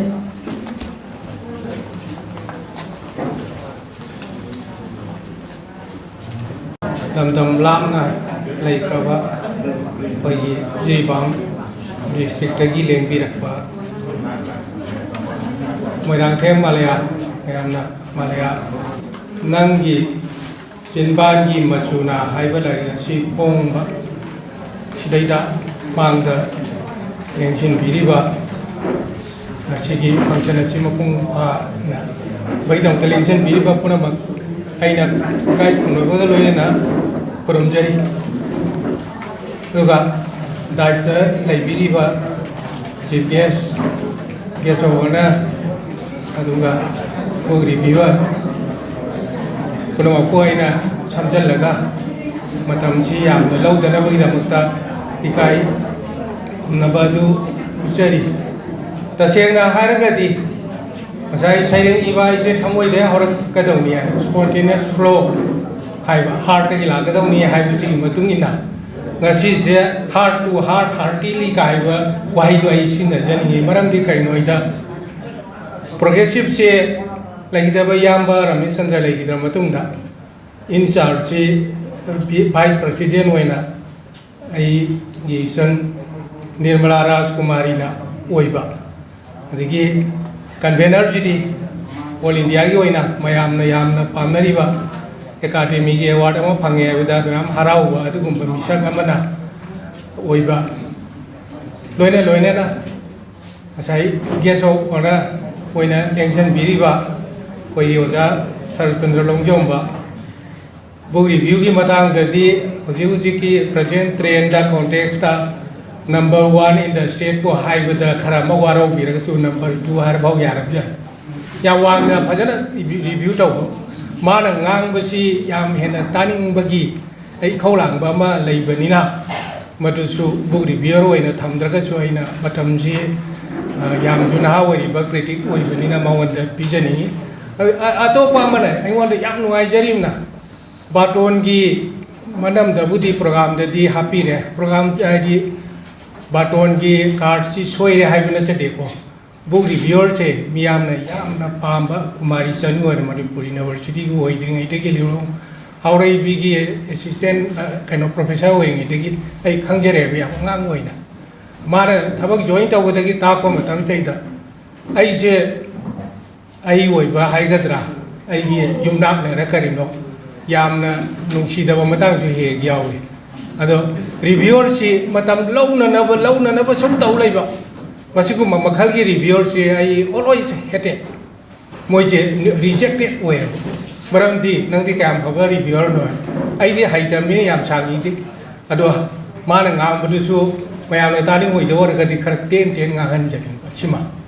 ꯑꯗꯩ ꯑꯇꯣꯞꯄ ꯑꯃꯅ ꯑꯩꯒꯤ ꯑꯣꯖꯥ ꯒꯨꯂꯥꯕ ꯂꯥꯏꯁꯣꯡꯒꯤ ꯃꯁꯤ ꯃꯅꯤꯄꯨꯔꯤ ꯁꯥꯍꯤꯇ꯭य ꯄꯔꯤषꯗꯅ ꯂꯩꯕ ꯁꯨꯃꯥꯏꯅ ꯇꯧꯅ ꯑꯁꯥꯝ ꯃꯅꯤꯄꯨꯔꯤ ꯁꯥꯍꯤꯇ꯭य ꯄꯔꯤषꯗꯀꯤ ꯍꯣꯖꯥꯏ ꯗꯤꯁꯇ꯭ꯔꯤꯛꯀꯤ ꯆꯥꯎꯕ ꯌꯥꯝꯅ ꯆꯥꯎꯕ ꯐꯪꯁꯟꯗ ꯃꯥꯅ ꯂꯣꯏꯅ ꯑꯣꯔꯒꯅꯥꯏꯖ ꯇꯧꯗꯅ ꯍꯣꯖꯥꯏꯗ ꯍꯧꯖꯤꯛ ꯂꯩꯔꯤꯕ ꯁꯪꯂꯦꯟꯁꯦ ꯁꯤꯜꯆꯔꯒꯤ ꯁꯦꯟꯇ꯭ꯔꯦꯜ कमिटी असम स्टेट की साहित्य परिषद की हेडक्वार्टर सिलचर हंडक हुफूसूब मीफम तौब मैम मांग लेंजन कयाग्रबनी सेंट्रल कमिटी की हेडक्वार्टर डिस्ट्रिक्ट 30 की मथक असम की मी करोड़ कया की मणिपुर लाख 50 नतब मणिपुरी मरक्तगी असम साहित्य परिषद की होजाई डिस्ट्रिक्ट की जनरल सेक्रेटरी होइदना अतोप लूप चौखल प्रोग्रेसिव राइटर है लूप से प्रोग्रेसिव कांगू जनरल सेक्रेटरी साहित्य परिषद की बिल्डिंग सानब होनबद मणिपुर लाखना मणिपुर सरकार सेंफम कया लौदना बिल्डिंग साबना कदौना अखोई स्टेट मणिपुरी साहित्य परिषद से खाई वांग संस्थानी मोगी डिस्ट्रिक्ट कमिटी की होजाई बिल्डिंग से असुकी मति याम चावना फजन तौरे मधुगी मरुओइबा शॉर्ट स्टोरी सोसाइटी की रिप्रेजेंट तौदना लाइक फोंबीस यौबीने लेंगईसे मसी नुंगाइजे अना हार्टिली है वफम थमजरी साहित्य से चाखनबी मरमदा कठोब मिसक अखोगी लक्त लेरे मणिपुर की तोान तोान संस्थान मैम की president ma'am general secretary ma'am यासी पन्ना लेरगदी लाइक की मरमदा स्वाई हाइदना मीसिंगी मरमदा खर खर हाइलाइट तौबद chief guest guest honour book reviewer याब कया यूथ हॉस्टेल दी अखोईसे कांगू से यूथी होद्रगसु यूथ का चप मानना नुमिस्ते लौजब वानी मोगी स्पोर्ट की कम्प्लेक्स से मसद अखोना लिटरेचर की मरमद खननब तौबद सुमायन तिनबसी सूम खनजबद Jawahar Nehru dance academy लमयानबद press club क्या याजग्रे मीसे चाम फादन तिनब फंक्शन मी खाई मतिक चाब मैम पुनब फंक्शन सिने थमजनीब मरम मीफम से वफम खर गांग फंजबसी नुाइज लाइक की मरमदी ꯉꯥꯡꯗꯨꯅ ꯂꯩꯔꯒꯗꯤ ꯉꯁꯥꯏ ꯍꯥꯏꯖꯔꯤꯕꯗꯣ ꯌꯥꯝꯅ ꯃꯁꯤꯗꯤ ꯁꯥꯡꯅ ꯉꯥꯡꯕ ꯑꯗꯨꯒꯨꯝꯕꯗ ꯈꯨꯗꯣꯡꯆꯥꯕ ꯂꯧꯕ ꯉꯥꯡꯅꯤꯡꯕ ꯇꯥꯒꯗꯧꯕ ꯃꯤꯁꯤꯅ ꯃꯇꯤꯛ ꯆꯥꯔꯕꯅꯤꯅ ꯉꯥꯡꯒꯗꯧꯕ ꯑꯩꯁꯨ ꯑꯁꯣꯏꯕ ꯇꯥꯛꯄꯤꯔꯝꯅꯕ ꯅꯠꯇ꯭ꯔꯒ ꯀꯣꯟꯅ ꯃꯔꯃꯔꯤꯡ ꯇꯧꯕꯗ ꯑꯣꯖꯥꯗꯨꯅ ꯍꯥꯏꯔꯒ ꯃꯤꯡꯗꯤ ꯄꯟꯗ ꯌꯥꯗꯅ ꯑꯩ ꯃꯤꯡꯁꯦ ꯑꯗꯨꯝ ꯄꯜꯂꯅꯦꯕ ꯑꯗꯨꯒꯤ ꯀꯥꯟꯅꯕ ꯑꯃꯁꯨ ꯂꯩꯕ ꯑꯗꯨꯕꯨ ꯑꯩ ꯊꯥꯡꯅ ꯃꯇꯝ ꯂꯧꯖꯔꯣꯏ ꯅꯪꯒꯤ ꯆꯤꯡꯕꯥꯟꯒꯤ ꯃꯆꯨꯅ ꯍꯥꯏꯕ ꯂꯥꯏꯔꯤꯛꯁꯦ ꯉꯁꯥꯏ ꯖꯤꯔꯤꯕꯥꯝꯗꯒꯤ ꯑꯏꯕꯤꯅ ꯑꯥꯗ ꯂꯩꯈꯤꯕꯅꯤꯅ ꯁꯣꯝꯗ ꯇꯧꯔꯒ ꯃꯇꯦꯡ ꯄꯥꯡꯈꯤꯕꯁꯤꯡꯗꯨꯗꯒꯤ ꯃꯥ ꯃꯁꯥꯃꯛꯅ ꯄꯨꯔꯥ ꯑꯣꯏꯅ मधु कंट्रोल तौदना मधुबु सेफगार्ड तौदना तौखिबा नतबनिना लाइरिक की लिस्ट का लाइरिक की ममिंगा वही वता द कदौबदा मयाम अमा कंफ्यूजन लैबसे सोय थेंगनगनी इसामंगना होनदना कयारक तुंबा चाबा खंगदहै अया चौ संगापंगी इसै इबसना हाइबम लै आके लाइरिक सिदे हेक इबगा फोंगनु मोपा मखादा मोन मखादा थमगा थामगा तरुक चंगहलगा मदुदा फोंग यारगदी सही अमा नि थमोय अदु अखोइदि सैरेंग जि नोमदा मंगा का इ हाय अइना सैरेंग सदिनाबगी सैरेंग मपुगा वइबदा सुम नोंगाइ जनिम गोता अइना हुजि थिजरिबा सैरेंग से अइदि खंगजदे हुजिकता खोजबनि का हाय अदु अइतारदि मार मटिक चाबम नि खनि सैरेंग थिबियोना कौरगा माना हुजिकता खोलगा तवुदि मता मांगदब नत्रने सुता तानिंगदे मधु यारेदी मतम खर जहन बियु अदो ह्यूमन सोइबि लैयबा कोइ सनुपी की गरा गान के वायरल होइबा मौबा की बइदो मसिदि हानदगी हदक न बुहेन कखलि मसि सपोसि करिनोबो मौमागी बगी मागी सैरेंग थीबदुगा मागी ब मौदुगा ताजा चाना मसकसु याम फजबम हेत पुथोरगा थादोरपै वा अदुना आइना हाइजनिंगबदि नंगी चिनबानगी मचुना हाइबिसैदा माइसे आई बिनसु फोन डायरे है ओजा आई खोइदी कोइनदमनिना हाइतारे खोइद डोनर होइबनिना आइना इग्रिबा सैरेंदो मयाम ममांगदा पुथोगा याम इकाइदद्रा हाइगा सिजु माना भाषण पिबदा मसि पनग्रिदुनि आइजु चिनबान हे गोयर बोइनिंगरा आगांग ओरे वाखले निजंग पैवान मदुदिना लमद्रे सिदि कोलोंगा ओजा राजेंद्र हाइबनि पागा मयाम सैदा फेसबुक पाइबे थेंगरम बिरंबनि नोंगानबगा मरुपी खुदोलेने लैये मेता मागी लेकोंदे सुम थादोरपा अरो मार कुलोमनि क युंजनबय वानी हेरोगा उनसं गाइदो खोइ कावरेबा खोइते सेल्पा कुंबा अममा तोंगानबा खोइ मुखसे हापगा सिनद्रमनिना कोलोमदु कावरकानदुदा मार करि हाइगेबु मसिनमदा मुख थादरपदो अदुना हे कंग्रियाइनेबा हेदा माना नंगी चिनबानगी मचुना हाइजुदि ngasai कोलोमनिरा सुम इरगा चिनबानरा सुम इबदु ओइरमनेबा अदु गजा प्रमोदिनी निंगसंगे बोइना माना मागी युमदा केपी फिल्म चने तौना थेले थोंगानदुदा दइ संजकानदुदा लगिद्रे को सो एता निंगसंगबदे कप्प जानी गजा के सोगाइ गनि याम तंदब अदु मा हायो इमो हयेंग अरोइ भाव तौ या थबसि नुपी वगेरा नुपा वगेरा आई बसिने मा हाय मसे मैया जनी मरंदु मयाम समाय पन फोरम दे गांगजेति पार्टली दी मा खोनि फंगजेन कइ गांगजेरे ngasi ngasai hajarido matik cha moyam pulamnina mari ibisi kramai iyebu मासी लेकोनी करी यामगी खाई फाउंडर होइदना इमासी बिनोदी होय मोइसी लेरंबा दु लेहिदबना थोय बिदि बि लेखरे अदो हिंबदा खोइना थेंग जाउबजे अनिसी मतंग जे माने इबिसि येना इयेबो फमुंगदुदा फम्मगा खोगाइ चल्लगा अदो वारी लाइरिक तौबना सनारि चाबि आइगद्रा ओय कोंगी सत्संग तौबदा लाइरिक थमननबा लाइरिक फालो दु मम तौरगा मा हुजि फावai मदु मागी हुंदा लेरंगने खाली खुद ये सिना इयेबा बॉल पेन से द मुक्ते ताब ngamdana ओइ सिना स्वाइ नमगी इबेवा अदु यौना ओजा प्रमोदिनी इबेगी लमसिदा तौरमेबा तुम बा हारमबो वानी इमो नुपा ओरो नुपी ओरो हयेंग मादी मिहुन हुंद्रे लोइरे आरआईपी गी थारमदाइ दुबाव इयाबसि थबक ओइने सुबु याबसिदि योपा थांजो थांगोन पाइबना तबनिना इबेगी सिनबम जिनिया हाइना अमगा हाइबिरमने अदुनाने आइना मसाइ इबेगी मरम तैदा करीमता लेथोक चेदिसमगा अदगी मो अतोपा मना 60s से लोइसलकदोरेको आइजे अदिदा खराबना हारिये हलोइरवरगा फेसबुक पाइबा कानि याम तौरे आई उरसु उसन्नद्रे करिगिनोबो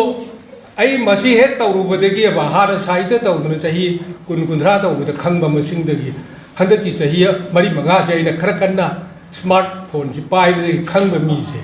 ngasi mangsu ngasai gi phone da uhiba mi do ngasi masak oina ka ubachidai da aingon yam nuai bam phawri ꯑꯗꯨ ꯀꯥꯟꯅꯕ ꯄꯣꯠꯁꯤꯕꯨ ꯃꯤꯁꯌꯨꯇꯤꯂꯥꯏꯖ ꯇꯧꯕꯁꯦ ꯃꯁꯤꯅꯤ ꯑꯩꯅ ꯌꯥꯅꯤꯡꯗ꯭ꯔꯤꯕꯁꯦ ꯑꯗꯨꯅ ꯑꯍꯜ ꯑꯣꯏꯔꯕꯗꯤ ꯁꯥꯄꯣꯟ ꯑꯐꯕ ꯁꯤꯖꯤꯟꯅꯧ ꯐꯤ ꯑꯐꯕ ꯁꯦꯠꯂꯨ ꯃꯣꯕꯥꯏꯜ ꯄꯥꯏꯌꯨ ꯍꯥꯏꯕ ꯑꯗꯨꯒꯨꯝꯕ ꯍꯥꯏꯅꯤꯡꯉꯦ ꯑꯗꯨꯅ ꯅꯪꯒꯤ ꯆꯤꯡꯕꯥꯜꯒꯤ ꯃꯆꯨꯅ ꯍꯥꯏꯕꯁꯦ ꯃꯁꯤꯗꯩꯗ ꯑꯩꯅ ꯂꯥꯜꯂꯨꯔꯤꯕꯁꯤ ꯋꯥꯈꯟꯗꯣ ꯂꯥꯏꯔꯤꯛꯀꯤ ꯃꯈꯨꯝꯁꯦ ꯁꯨꯃꯥꯏꯅ ꯇꯧꯅ ꯂꯥꯏꯔꯤꯛꯁꯦ ꯑꯣꯖꯥꯝꯗ ꯌꯦꯡꯕꯤꯌꯣꯅ ꯏꯅꯅꯕꯒꯤ ꯈꯤꯇꯪ ꯊꯥꯔꯛꯄꯁꯤꯗꯩꯗ ꯑꯩꯁꯦ ꯌꯥꯝ ꯂꯥꯜꯂꯨꯗꯅ ꯏꯕ ꯉꯝꯃꯣꯏꯗ꯭ꯔꯥ ꯀꯤꯕꯨ ꯀꯤꯔꯨꯔꯦꯕ ꯑꯗꯨꯒꯗꯤ ꯑꯣꯖꯥ ꯃꯥꯂꯌꯥꯅ ꯌꯥꯝꯅ ꯋꯥꯡꯕ ꯄ꯭ꯔꯣꯒ꯭ꯔꯦꯁꯤꯞ ꯑꯣꯏꯕ ꯑꯣꯞꯇꯤꯃꯤꯁꯇꯤꯛ ꯄꯣꯖꯤꯇꯤꯚꯀꯤ ꯊꯤꯡꯀꯔ ꯑꯃ ꯑꯣꯏꯔꯝꯃꯒ ꯔꯤꯚ꯭ꯌꯨ ꯇꯧꯗꯣꯏꯕ ꯑꯩꯁꯤꯅ ꯅꯦꯒꯦꯇꯤꯚ ꯑꯣꯏꯔꯝꯕꯁꯤꯗ ꯏꯀꯥꯏꯕ ꯑꯃꯨꯛ ꯐꯥꯎꯈꯤ ꯑꯗꯨꯒ ꯉꯁꯤꯒꯤꯗ ꯈ꯭ꯋꯥꯏꯗꯒꯤ ꯅꯨꯡꯉꯥꯏꯖꯔꯤꯕꯗꯤ ꯀꯝꯄꯤꯌꯥꯔ ꯇꯧꯔꯤꯁꯤꯁꯨ ꯁꯩꯔꯦꯡ ꯊꯤꯕꯗ ꯃꯁꯤ ꯑꯃꯨꯛꯁꯨ ꯄꯟꯖꯔꯒꯦꯀꯣ ꯉꯁꯥꯏꯒꯤ ꯁ꯭ꯃꯥꯔꯠ ꯐꯣꯟꯗ ꯌꯥꯝ ꯇꯣꯏꯅ ꯊꯣꯛꯂꯛꯄ ꯑꯃꯅ ꯀꯣꯝꯄꯤꯌꯥꯔꯒ ꯇꯧꯕꯁꯤ ꯀꯣꯝꯄꯤꯌꯥꯔ ꯇꯧꯕꯗꯒꯤꯅ ꯉꯁꯥꯏꯒꯤ ꯋꯦꯜꯀꯝ ꯁ꯭ꯄꯤꯆ ꯄꯤꯕ ꯈꯨꯗꯤꯡꯃꯛ ꯑꯗꯒꯤ ꯍꯣꯔꯦꯟ ꯚꯣꯠ ꯑꯣꯐ ꯊꯦꯡꯁꯤ ꯀꯅꯥꯅ ꯄꯤꯗꯣꯏꯅꯦ ꯈꯪꯖꯗ꯭ꯔꯦ ꯁꯨꯝ ꯌꯦꯡꯉꯀꯥꯟꯗ ꯃꯁꯤꯒꯤ ꯁꯚꯥꯁꯦ ꯈ꯭ꯋꯥꯏꯗꯒꯤ ꯍꯦꯟꯅ ꯀꯝꯄꯤꯇꯦꯟ ꯑꯣꯏꯕ ꯍꯥꯏꯗꯤ ꯃꯇꯤꯛ ꯆꯥꯕ ꯏꯐꯤꯁꯤꯌꯦꯟꯁꯤ ꯃꯌꯥꯝ ꯑꯃꯅ ꯄꯨꯟꯕ ꯐꯣꯔꯝ ꯑꯃꯅꯤ ꯍꯥꯏꯕꯁꯤ ꯂꯧꯖꯔꯒ ꯑꯩ ꯃꯇꯥꯡꯁꯤꯗ ꯃꯌꯥꯝꯗꯒꯤ ꯕꯤꯗꯥꯏ ꯇꯧꯖꯔꯤ Vice President preside oina tawiriba Progressive Writer Association Manipur hujikta guest of honor oina wangang bikriba ozai bono R.K. Gunachandra Honorable President Imakon ozai dagi lengbirapa ozai bono Laishon Kola hujikta light ki maramda wangang bikter Wahimbo Kumari Sanu Mang the Lenjan Birba Todona Sandaraba Aiba Ibi Pundama Kogno Jari Kwaidagi Nungai Jaba Amahabatai Gashi Ozai Dagi Lengbirba Oza Anika Tinejaba Punjaba Aina Ming Tajaba Hauchi Uzaba Punjare Oza Laishon Kola Ngachidagi chahi nifugi mamangda aina MA hek loibaga ozai college da oza oina changba matam tu nisingei oza na akhoi bo lamjing lamtak bigiba yamna nawe de yagi matam tu gi oza gi punsi do agi mita sansan na oi akhoi na chahi kunga nithoi humdoi mari ghar madra madugi punsi do hauji yamna sathina awon bama lakpasida mataiteda mapunsi kathoklaba as a literary activist amoina lehoba aina yamna nauna MA loibaga babta daba mafamara khandaba punsi gi mariendo ai hojikta nisingei madi matungdai Imphal College oza oina mo laksakhiba khudimba Mita Hokraba Togdok Singdo Mita Nisingay Sangsangna Ozabu Amukahana Kurumzari Ikai Kumdazari Oza Ngasi Arapadigi Lengbirapa Oza Bu Aina Bhakti Kasari Kwaidigi Nugai Jabamna Ngasi Isebema Ayidi Isebema Haibatai Malaya MOIRANGTHEM Iba Nanggi Chinbalgi Machuna Sairengi anthology ama phonglakpasi aingonda khwaidagi hena nugaijaba amani maramdi isebe magi oza malayagi magi sairengi development hanna leramba sairengi masakudagi hadaki saireng sina amuk hena develop tarpa majority oirpa adu masakama aikoina thingabasida jiri panadagi Jiri Lamdamdagi Aiba Kaya Aibi Kaya Thorapasina Akogi Manipuri Sairengda Manipuri Saiteda Asobo Mapamama Kanbangam Lakatore Hanadi Sinap Tonu Gopana Tonuna Asobo Mapamama Kanbirambato Oza Tonuna Laikhidraba Matundagidi Oza Malaya Madhavi Adagi Shaitabati Nasimba Mayamu Matole Kwaitigi Nugaijaba Mala Aikogi Dharamajuri Nixtigi MA da Aikogi Jiri Dagi MA Tamba Chatra Satri Yauri Aduga MA Loiraba ꯁꯥꯇ꯭ꯔ ꯁꯥꯇ꯭ꯔꯤꯁꯨ ꯑꯗꯨꯃꯛ ꯌꯥꯎꯔꯤ ꯑꯩꯈꯣꯏꯒꯤꯗꯤ MA 4 semester MA ꯑꯔꯣꯏꯕꯗ dissertation ꯑꯃꯃꯝ E ꯑꯩꯈꯣꯏꯒꯤ project work ꯑꯃꯃꯝ E ꯃꯗꯨꯒꯤ ꯈ꯭ꯋꯥꯏꯗꯒꯤ ꯃꯔꯨꯑꯣꯏꯕ ꯇꯣꯄꯤꯛꯁꯤ ꯍꯟꯗꯛꯇꯤ ꯖꯤꯔꯤꯒꯤ ꯑꯏꯕ ꯑꯏꯕꯤꯁꯤꯡꯗꯒꯤ ꯂꯧꯈꯠꯀꯗꯕ ꯃꯥꯜꯂꯦꯅ ꯈꯜꯂꯤ ꯃꯔꯝꯗꯤ ꯖꯤꯔꯤꯗꯒꯤ MA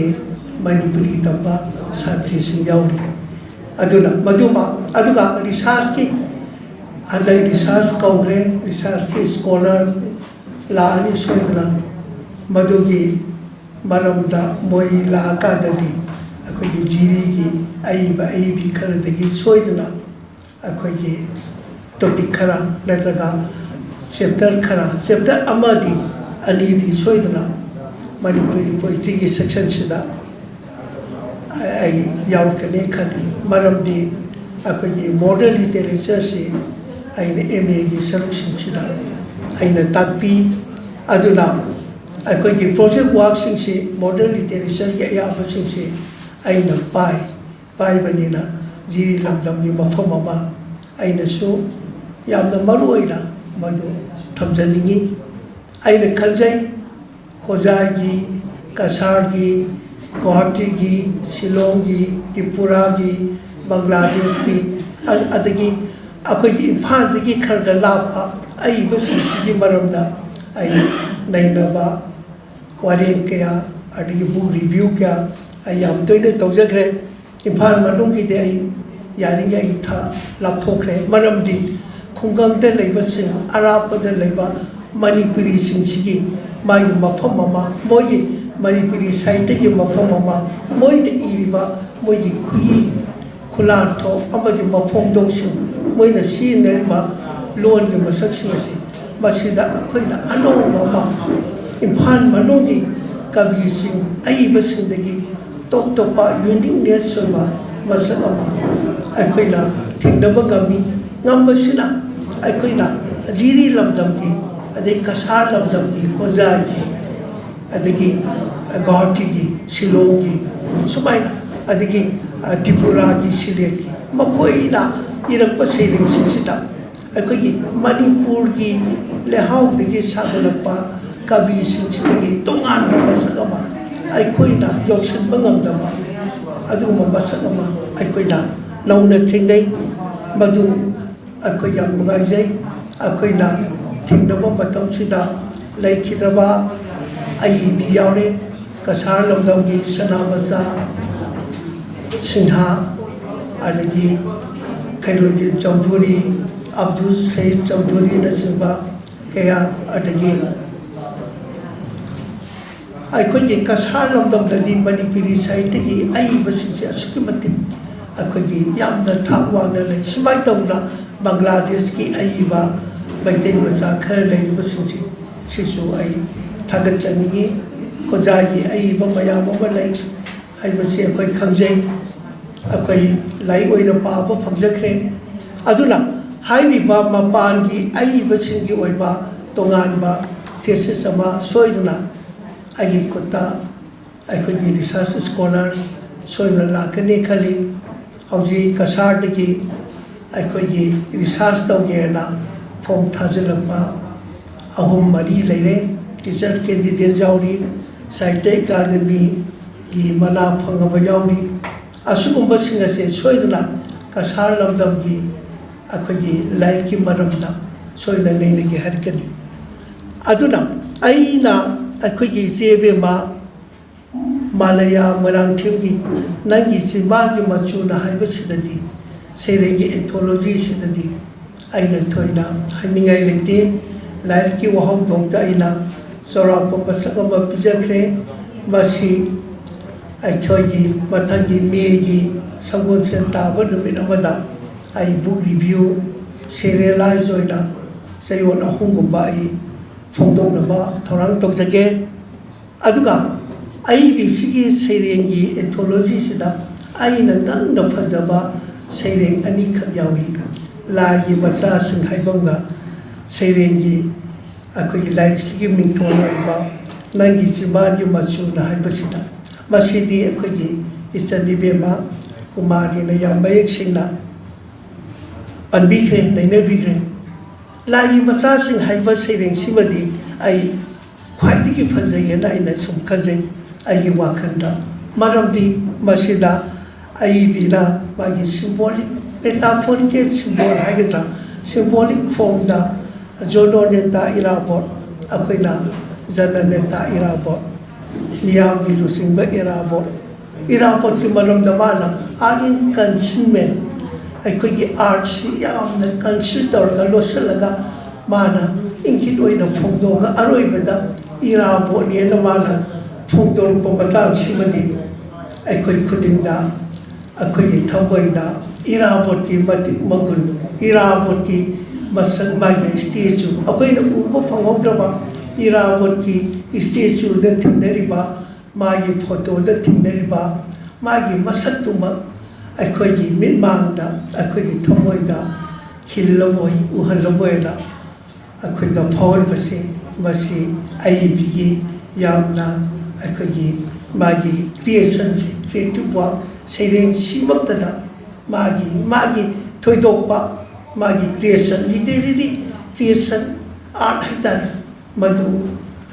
ꯂꯩꯔꯤ ꯍꯥꯏꯕꯁꯤꯃꯗꯤ ꯈꯪꯉꯤ ꯑꯩ ꯊꯦꯡꯅꯩ ꯑꯗꯨꯒ ꯑꯇꯩ ꯁꯩꯔꯦꯡꯁꯤꯡꯗꯤ ꯑꯩꯈꯣꯏ ꯃꯈꯥ ꯇꯥꯅ ꯅꯩꯅꯕ ꯃꯊꯧ ꯇꯥꯏ ꯃꯔꯝꯗꯤ ꯃꯅꯤꯄꯨꯔꯤ ꯁꯩꯔꯦꯡꯁꯤ ꯑꯁꯨꯛꯀꯤ ꯃꯇꯤꯛ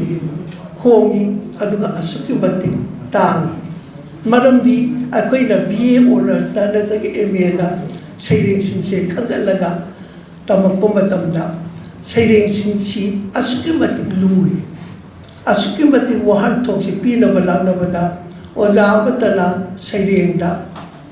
ꯑꯩꯈꯣই ꯇꯥꯛꯄꯤꯒꯦꯅ ꯃꯥꯏꯄꯨꯅꯅ ꯆꯣꯡꯊꯣꯔꯛꯄꯁꯤ ꯃꯁꯤ ꯌꯥꯝꯅ ꯇꯥꯡꯉꯤ ꯑꯗꯨꯕꯨ ꯉꯁꯤ ꯉꯔꯥꯡ ꯐꯣꯡꯅꯔꯤꯕ ꯁꯩꯔꯦꯡꯁꯤꯗ ꯌꯥꯝꯅ ꯃꯃꯜ ꯍꯣꯡꯕ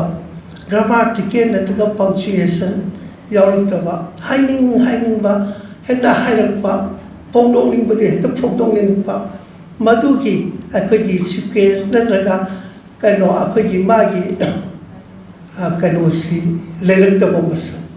ꯍꯥꯏꯗꯤ ꯃꯥꯒꯤ ꯃꯐꯝꯗꯨ ꯆꯥꯟꯅꯕ꯭ꯔꯥ ꯆꯥꯟꯅꯗꯕ꯭ꯔꯥ ꯍꯥꯏꯔꯤꯕꯗꯨ ꯆꯨꯝꯕ꯭ꯔꯥ ꯅꯠꯇ꯭ꯔꯒ ꯋꯥꯔꯤ ꯄꯔꯤ ꯁꯩꯔꯦꯡ ꯄꯔꯤꯡꯗꯨ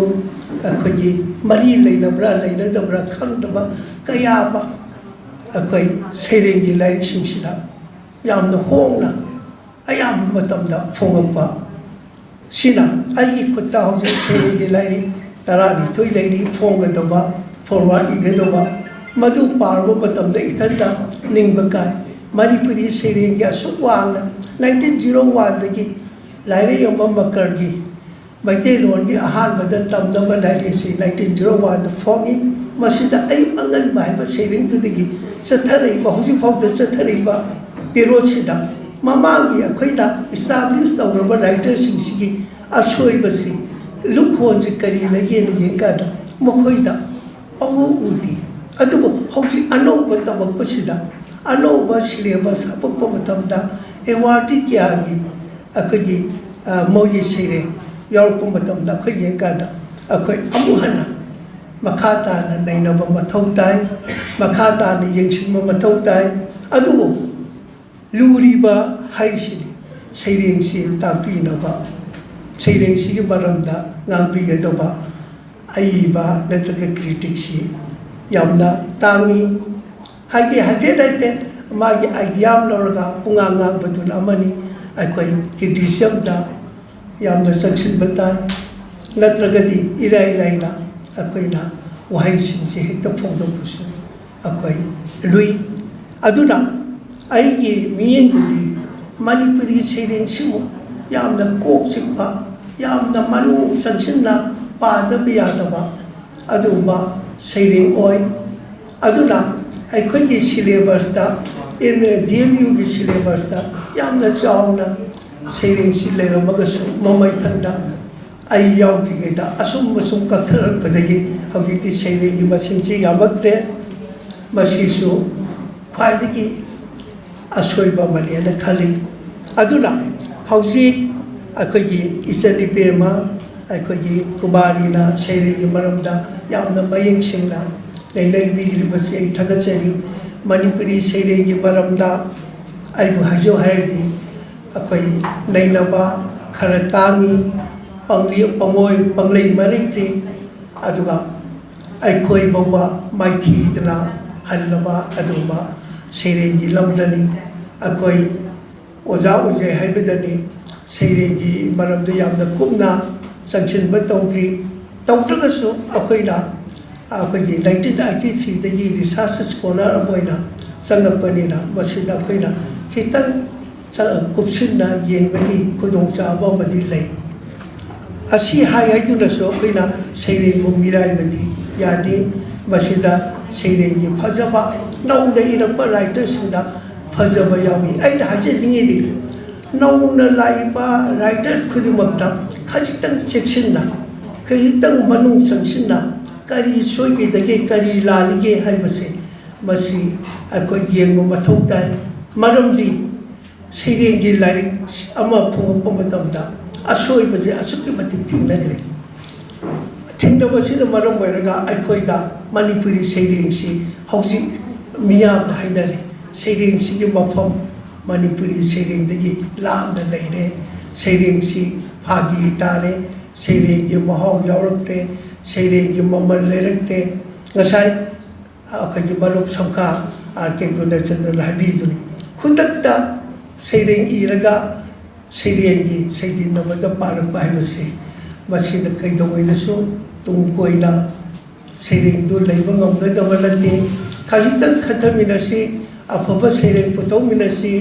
मरु चंग सैरेंग पुथौमिनसी अखोइना अहौख्रबा कवि सिंगी मागी मवो मतौ मागी खुई मफोंदो अखोइ येंगबा मथौ ताइ नतना हुजि हुजिकी हयेंगी हचिकी कैथेन ननबा फोंबसे मसिदगी लापथोपियो अदुगा अरोइबदा आईबी मालया मोइरांगथेम इबा नंगी चिंबांगी मचुना हाइबा सैरेंगी एथोलॉजी सिमदी यामना मगुल लेबा कालागी मसक यावबा अदुमा सैरेंगी एथोलॉजी अमनी हाइना थमजगे पुनम को खुरमजर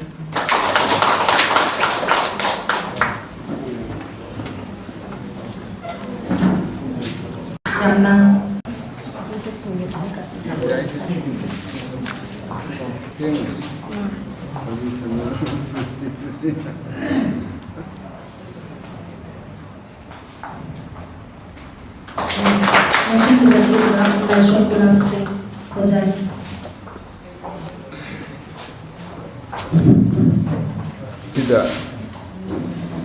दाइस्ते लेंसिन बिरिबा थोदों दोनों मिंग पंजरबदा अजा किरण कुमार अजा कुना चंद्र अजा अकोई शरद चंद्र लोंगजोंबा अमदी नसीगी दाइस्ता डिसाइड तो बिरिबी अकोई मैडम निर्मला आरके कुछ हनन थागतसरी अमदी मांगदे लेंसिन बिरिबा अजा को पुनः मकुसु यहाँ उत्तर खुरमजरी मलया मोइरांगथेम अखोइगी मणिपुरी सोसाइटी सोसाइटी की सु मा बीपी अमनी अदु आइना खलमददि मा से वारी मसा ते इमा ले खलमनी अदु सिदी सैरेंगी लरिका फोम खोना तो बसि जाम नुंगाइबम फमजे सैरेंगा वारी मसा का पुन सेलम तर सखत पसिसु अखोइ मणिपुरी साहित्य ददि खाइदे हेना अतांग बने हैना खंजे अजा गुणचंद्र आई मतम सांगना तिनजरबा अखोइबु ताकी तिकिरप वजानी मतम मयामदा होजायद तसु लेबिरमी आरे वजा लोंगजोंबसु होजाय कॉलेजता आइदि नौना संगकोइगी मतम मदुददि वजा हुजिक्ति यूनिवर्सिटी ओनखरे वजासु ताबिरमनी अखोइ रवींद्रनाथ टैगोर यूनिवर्सिटी एना मदुमा हुजि होजाय कॉलेज तो यूनिवर्सिटी होइखरे असी नुंगाइख्रबा ओजासिंग हाइतारे मतम सांगैदगी सही अमा नि अहुंगी वारी नचदबा सही कुंथ्राम निफुंगी ममांगी वारी ngakten adu ngasi muna hongna unajaba phangbasisu khaidi hena penje ai thoidonga sang haijero ojasingna phajana larik sisu review to bigre akoigi madam kumari nasu adu dai haijening ise akoigi progressive Writer Association sida karigumbada membership mapanika lobby bag leiragadi lobo jaragadi ai chulai member am tang ojege simai thamjege aduga mayam punamakta aina haijening mana akoi se amana mau saugat na dragadi akoi gi si akoi gi site khangde amada khangde koi nama nama mateng pina na ko hingmi na batai mitei sidi amarum da lai jam phaba amani kari ga koi mafam notice ki 7 state hai tare koi state tare ni pang khang le jeri sida loina mafam punamakta dikpa jama na ta bida koi loin khundal le jeri ato kanglu chingdi mai mafam do khar tajabe wani ato ba chakhai ne leiti rengasi ko international thak da su Bangladesh Myanmar na chingwa su mayam le the handak su ko mathang chahi na te handiki chahi sida December da ko Bangladesh ta akoi Manipuri society na sinjaraga adu da wari masa pa ade adagi raitar singa mit akoi phamin na kamai to na Manipuri site si manung mapan khai na chap mana chakot pangam ga ge ne se masigi wa khalo na ma pujaraga akoi December gi ta tara hundoi gi kun hundoi gi adai de gi akoi sidegi mi ni phu mukna sabati mama akoi Bangladesh ta koi chachani ajaraga waja sing mayam chu nuksibi akoi di site ta thoigona khangja hijo suna chati mayam gi thawai jaw na dum jawje bani adu ai thoidona te de hijen ngai leite adu ajaraga de progressive writer association gi lai member amaka koi je ge ai sima mohana hijaraga mayam bo amana khuram jer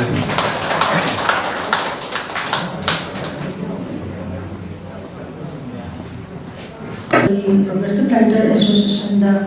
zasu yawi ni takbir mayam da bathabni aduga bagi Manipur gi mapanda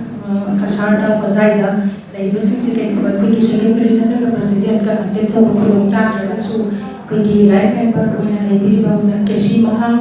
ka tanda tato ka ji ta bi na su to ya gani mathan sidi bagi kai khuna zar bauza Maithan Kiran Kumar convener Manipur Language Advisory Board Sahitya Academy bu warul thuiba kan mitung gi warul khara thandira daba ai noruna kachani Oza Kiran Kumar Maithan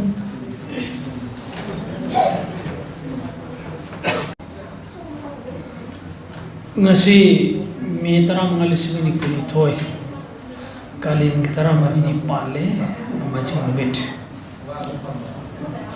Progressive Writers Association Manipur ki member amoina jiriba pana dagi tholapi in sijarbi Malaya MOIRANGTHEM Nanggi Chinbalgi Machuna Nanggi Chinbalgi Machuna ba sering ilai si form bada Termasuk mai pang nam kita mengtamang dalam simbiriba Manipur yai bai bi punamak jalan cenba Site Academy Awadi former President Manipuri Literary Society Jakamba Subadani Mayane Pramojai Kasini and everybody yang permopoi kai konbuchari maruina Manipur ki Southok Seningai Varaba Assam ki Barak Valley Assam Manda Sahitya ki Kunjung Sikar Kanna Inot Lane Levisi Barak Valley Brahmaputra Valley Dagite Barak Valley na Hen Brain Kanjabagi in Nigeria Barak Valley the Limbirliba Lashram Gulab Singh President Source Story Society of India Jackie Vidyavati Thoksum Sarat Secretary Source Story Society NG Babamsha Tis Chowren Jakhol Singh Mangang Vice President Source Story Society of India Tuga Nasigi Thoram Nasigi Thoram Mapu Lengsing Birivi Oja Nirmala Rajkumari Vice President Progressive Writers Association Manipur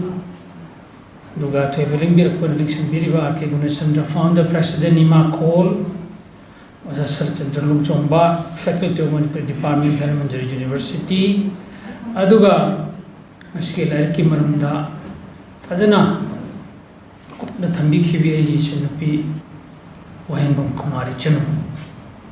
I ꯅꯣꯂꯨꯞꯄ ꯐꯣꯡꯗꯣꯛꯆꯔꯤ ꯏꯀꯥꯏ ꯈꯨꯝꯅꯕ ꯎꯠꯆꯔꯤ ꯇꯁꯦꯡꯅ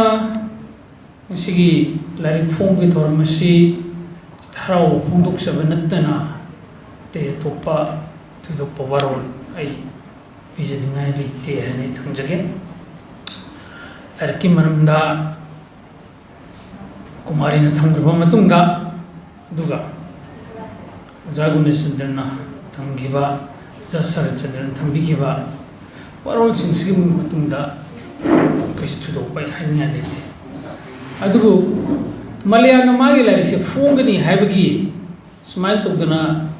ꯊꯧꯔꯝꯒꯤ ꯀꯩꯅꯣꯗ ꯊꯧꯔꯝꯗ ꯂꯤꯡꯁꯤꯟꯕꯤꯗꯕ ꯌꯥꯗꯦ ꯍꯥꯏꯅ ꯑꯩꯉꯣꯟꯗ ꯄꯤꯔꯛꯄꯁꯦ ꯆꯍꯤꯃꯨꯛ ꯐꯥꯔꯕ꯭ꯔꯥ ꯈꯜꯂꯦ ꯆꯍꯤ ꯑꯃꯒꯤ ꯃꯃꯥꯡꯗ ꯑꯣꯏꯔꯝꯃꯦ ꯔꯤꯌꯦꯂꯤ ꯃꯥ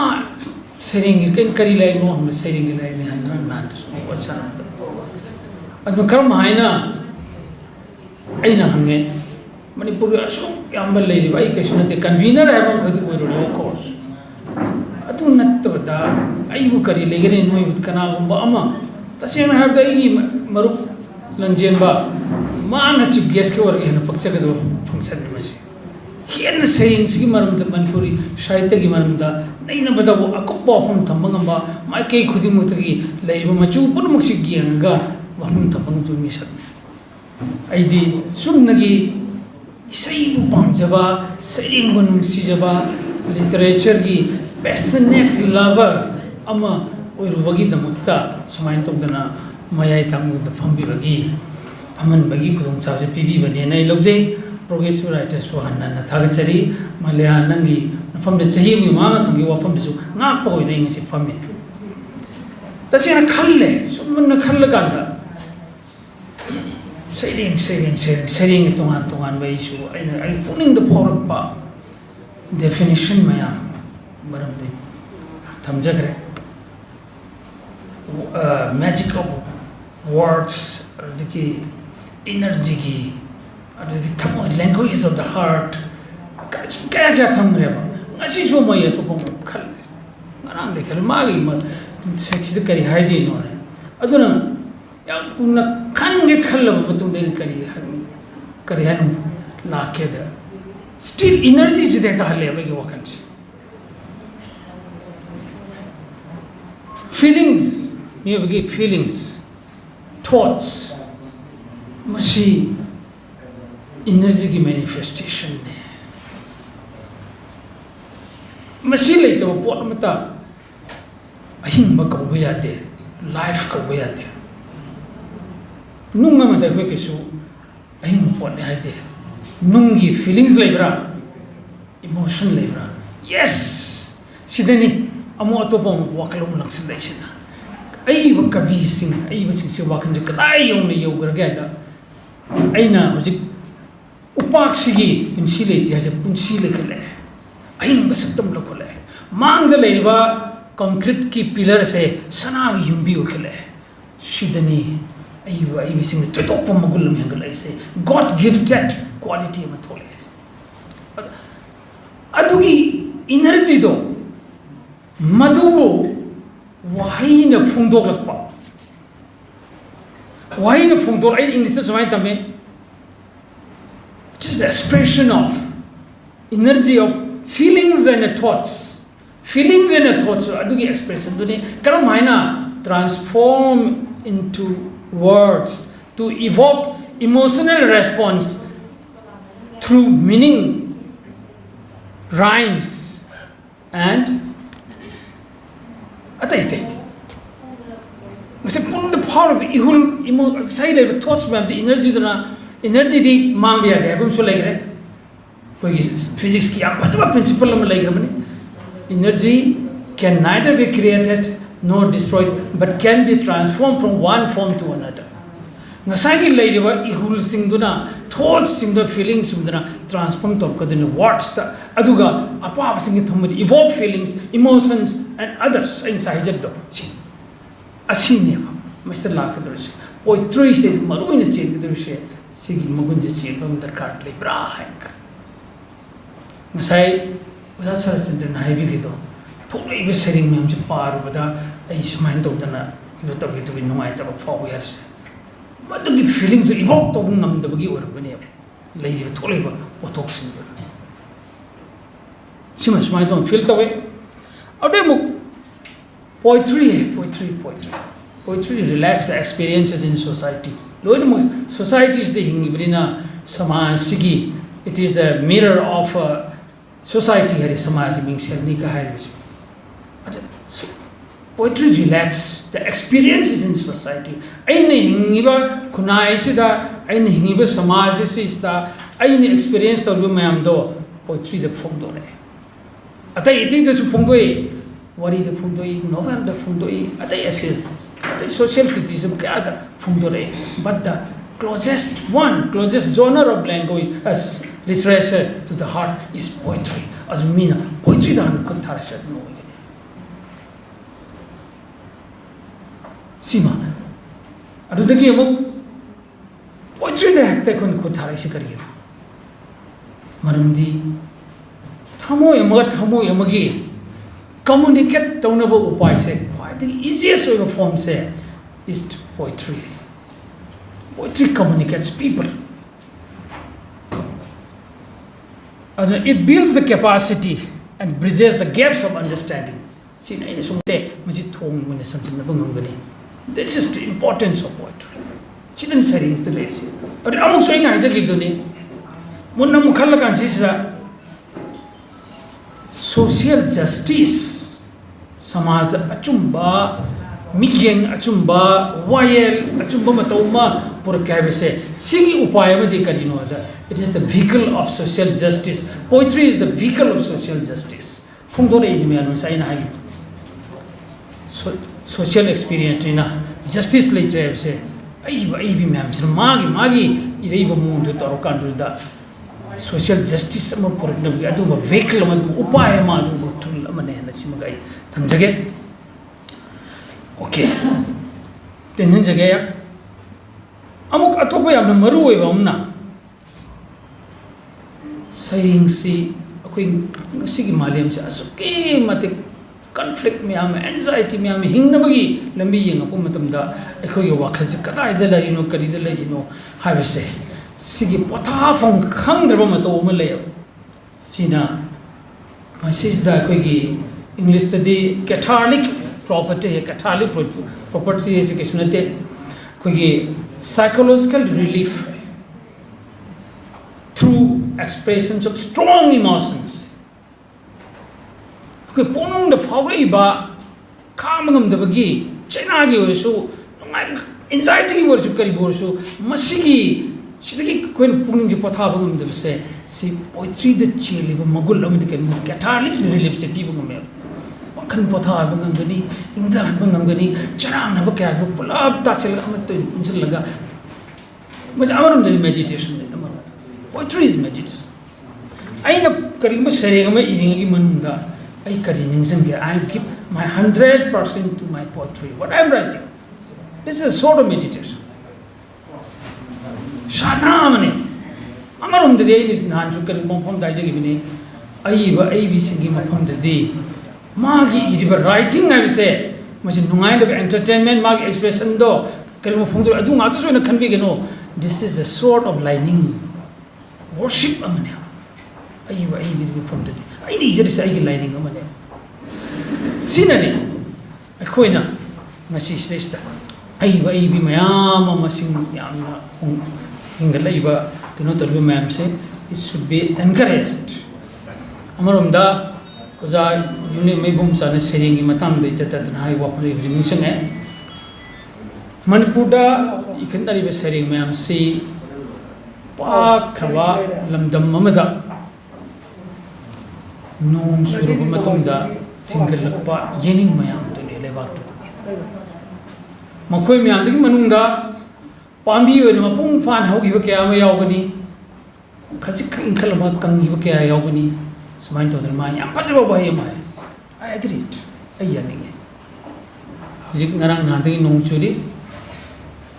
ta mu helmani hi churai se it's a good sign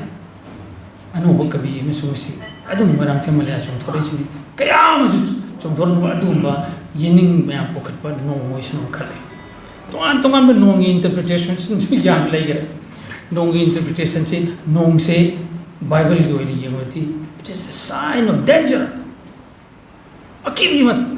कनोने flood तुगी से नोआज आर्क का थोलेबा ही के थोलेबा दु येंगोरगा मुदु थोलम पुनमक मांग नो होनबदा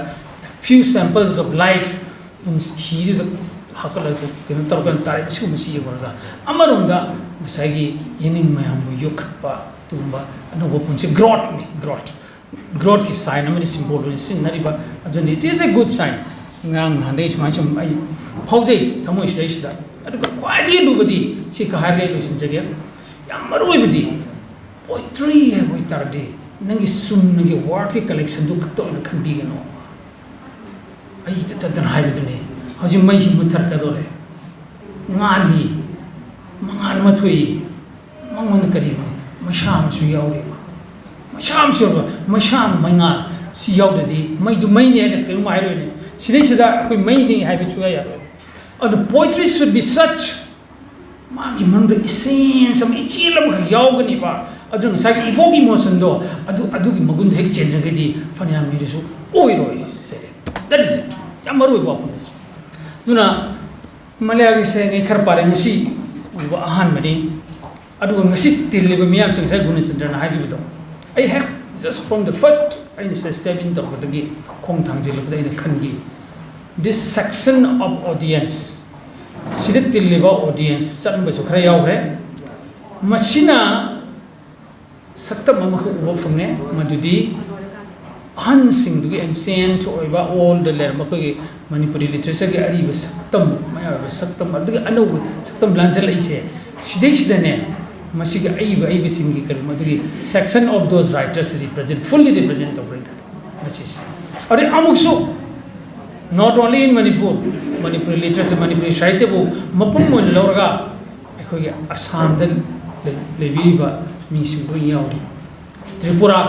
द याव अमुक्सो है न पुंग फागरनी अदु त्रिपुरा के अवार्ड पसिम Malaya पुंगफाले मागी शेरिंग से रुद्र सागर है नमे यावरी रुद्र सागर से त्रिपुरा द लेबा मैमना निर्मल लाइना लेबा तुनी आई इंजीनियरिंग त्रिपुरा द तमे मतम दुद सदी रुद्र सागर आई Madgi फजवाई खंगते I don't know it अदु गामसु फजना सेंगत सगलमते हारि बसे 1970s की वारी निको 70s की वारी अदु त्रिपुरा के अवार्ड पद माना रुद्र सागर के मरमदा सेरेगमा हापग पुंगफाले सिवाना थमजगे हजिक साहित्य अकादमी कन्वीनर होइरुबनिना वफम खराइना मयामगी ngasiगी learned writers learned poets novelists ma'am पुरुमसै थमजनिगे वफम मुदुदि साहित्य अकादमी की सही खुदिंग पीबा युवा पुरस्कार हैना मसाग सही कुंथ्रा मंगा फगी मनुंद लेबा अदुद लेबा ई बेसिंग पीबा मोगे वाक तो मगी आई सरिंग बि गाय न्यास भी है शॉर्ट स्टोरी भी है क्रिटिसिज्म भी है एनी जोनर सीरीज पीबा कोई मना मलरी जुब पुरस्कार अतै मना सिंदु आई थोकराइना जुब पुरस्कार करी पल्ली बनो आनसी जो लाख जगदबी मणिपुरदा सही कुंथ्रा मंगागी मनुदा मणिपुरदा नतब मणिपुरी साहित्यदा सही कुंथ्रा मंगागी मनुंसित लेबा असिगुंबा अइबा अइबिसिंगसे असुकी मतिक मसिंग हंदा अनो वे खले में मैम से येंगो तो 35 के मथक लोइ लेबा 40 सर में दु तोर में तो ओइ अदना हंद की सही सिदा आई a sign of warning किनिंगाय वे सकत मम का उव फंगे मरम दे 35 years of की मन लेबा आई से अनि होम खतना चले that means कोई 35 years की मखा दे लेबे सिंग से either मोइने इबसिंग दो फुंगदोक पिदबा नत्रगना 35 years की मखादगी इबसिंग समत लेत्रबरा हैबगी सिंगना बाउ लाए अदुन मरम मोइदना हंदक लाइक अनि खतन लाखिबा अदे अमादी अमसुले मादी थाकलमदबा थारमदबा माना हंदक की सही सि अदुग लाइक मना पे मदन लाइक अहुम सुद्रदी कैदम मुझ मना की दम तखनरो शयता का not less than 3 books ओगिदमने अदु हेतारदे हंदक उचिन्ना चिन अहुम खलाए सिदगी अमा चटखरनी मथंग दे कना लोबिदोरी अवार्ड से सुकन खन्नरोइदोरी अवार्ड से सुकन खन्नरोइदोरी masi yamna kiningai ba koi sahi sigi si yenga aduna sahi kuntra manga phau ki man de leba ai ba ai singse si hujik leba mayam pan sina thokat pibam darkar le sagat pibam darkar le aduga share leitre pisa leitre lai potti lerga phungningai leitre ha se sima su amu kau thok pi khro bai nan sahi ani gi hongi mamang dagi hanna hanna laujabaduni madudi 40 years hogi manungda hajai no mo yam kan emphasis picture is 35 ki manung deni aduga 35 years ki manung du leba ai bai bisna ai paisa leitre manuscript leire ai sum sum ai de leire phongningai leitre and hairabadi academy na pachaba program ma biri this is for promotion of Manipuri literature ne bise 40 years for manung du leba nag leirabadi nangi leire ahan bodo first book ti oigeda first book se academy na phongani na bodia sigi damakta hoi review darkar lei adugi damakta leiba yam loi lengsen bidna leiri akoi anybody da koi si tabuk si signature kane ba sumain to na 35 40 years man da leiba nabodia ai nabodia sumain pan ghrok ji pandri mane adu scheme di mem se nabodia koi anu gun mi thabani then sunrise or the new sun ko aduna admai to da thup tru leiba numit sing do di yokhan nabge da ma nabodia ki scheme ji tawi sahitya academy na aduna moi chingdu manuscript singdo ngasi leiba Manipuri ki Manipuri advisory board Manipuri sahitya ki yokna bad swain lejariba singbo moi singsida natraga si hojik ko ye board si 2022 da loidori ni 2022 ski mamang da ko lari manga di puthokna ba sem sarga leirabani hojik academy na process tawrga leirabani review khar sadi ode mukharana printer leiri smai to aduna moi sing yokat pi bam darkar lere masim te dei mayam prum ta hanna na hijage aigi yum de lejariba aigi imung de lejariba aigi lekai de leriba aigi khongdung de lebam adu ai bai bising do so de yokat pio makoi sing tbo ai lekai se kana kana leri gi smai to ba natradi yuva puraskar se mathang sahi ani de soina kam gi film de lai Manipur ki logi ne lebi to sim to ngai thamjage nabode khudung sab lobiyo yuva puraskar sima मांगदना बसिम सिमदियो छि थमजगे हुजिक आई lotion जरगे तसेना progressive writers association आइना हेक खंजरबदगी आइना अदुम थागतना किनो तबदना दुम लाखरबनी Ming it progressive itself सिगी तोमान तोमान बा अर्थ लेगरे दुगी बन दुई यम संहन जररोय मसिदा लेरिबा मयाम पुनबुगी खुइसे तसेना progressive ओइबियु दुगा सखटपा माई पापा Manipur की लुपमो ओरक्सनु है भाई सोड निजगे लाइट निजगे अरुगा लोइना मोइरांगथेम मलया हेन हेन फजबा लाइरिक सैरिंग की लाइरिक वारी की लाइरिक अतोप अतोप जोनर के आते सुख थाबिदना माई पाप ओरक्सनु है ना खरमजरी में सोला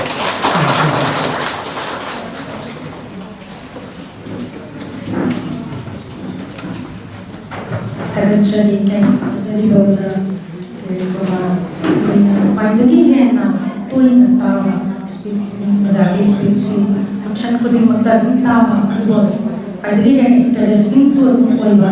masi wazagi genuine passionate towards poetry sina oiba taina lajai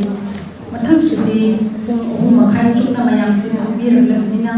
tasengna maki warmani adubu yamna nungai babna bagi juri dagi hojai dagi lebire mayam singsu sering pathupi gadori bani kuita ba jaga dagi bani atuna war suwana lo phop mayam khampina ba lo chali kan sidi bagi kai kunta sari president progressive writer association Manipur president waron khatira shinjai Jadi review ko hon dikay kono butseri adugo tamla balon dam dagi laki pas sami to ma tamam pun dagi jadi bam dagi laki pas roster sati diagi thombi se buso kay kono butseri ngasigi nong sigi pima pakki dra basido jamale gi lari puji yaw de biya di haina le pira liba ma de sin biriba saitagi maru ore ba yoi ke ame aur itna mo so ini kay kono butseri tasi no jamale gi lari puji ai gi puji dagi no wai mana ada lagi dengan ini sudah sudah bohong sih adum ngasi sih sistem mai pada waktu berarti kau ya coba terbang lu berarti enak kan sih ada mai pada sebang tu enak kan sih pasti tahun tilu selah benar zaman ya kayak karena saya sih 2019 nih masih so Facebook tadi semua nara juga yang mau guna sadar gitu sudah ibarat sih wari sahaba kangna bohong gini tapi kangna baga hek wari sana betul dari ikut na kang mau tuh ipan dalam pada masih noma ai sumang dari apa ai ibadah sih apa nih yang taza dalam sakoi yang udah masih dah atu udah pernah minta ibarat itu koi masa minta yang mau itu koi lusi na atu mai tahu kasum naksan lagi wakal mana bahaya ini atu itu adalah semua matang dasar tu amu nara, jadi dah amu nara, lagi sonda thola pada 19 dasar lagi pun nara, kumin nara, apa itu adalah sundaksan lagi itu, yang ini khanda bana terus kuning tadi, yang ni mama angin di khanda kerja, itu mana thausi, mau ada sekarang mana, mau ada sepawi, tapi yang ini mai natra tu, yang nana bamari malai tu, ibarat macam puning bosu yang mana hai tar, kau je पैसा पाए दबा तो लता का yang musiba dari kan anda semua mang main tak tersu ai lai phong itu mat foi mikir lai dia dari Allah ka bulan dam sik ele phong yang lebih dam tak ada koi ole sung daga talaga sak ka samina dana yang nungsun musiba yang ngai ba thura mot mai na pangtho ki ai su amada sum yang tok ja bai da isa de bisa di le ja ba dina ta ba do yang ngai ja ba mai to ko sida adu mai na saita gilam jeda section ki badagi ai tare pun sigi awan mai kaya ama thindra ga su tongan ba nungai bi pa ama de ta ore khanje koi gi maming le bai ko sing mayam su sikhang le jarapa ade gi thaina tamira ko ja sing ade gi tamina gi bai ma mayam su loi ko na su thindra pa ina pina una gi draga ade gi mapan de gi ai ba sing ga su sikhang na jawa isa yang nungai ji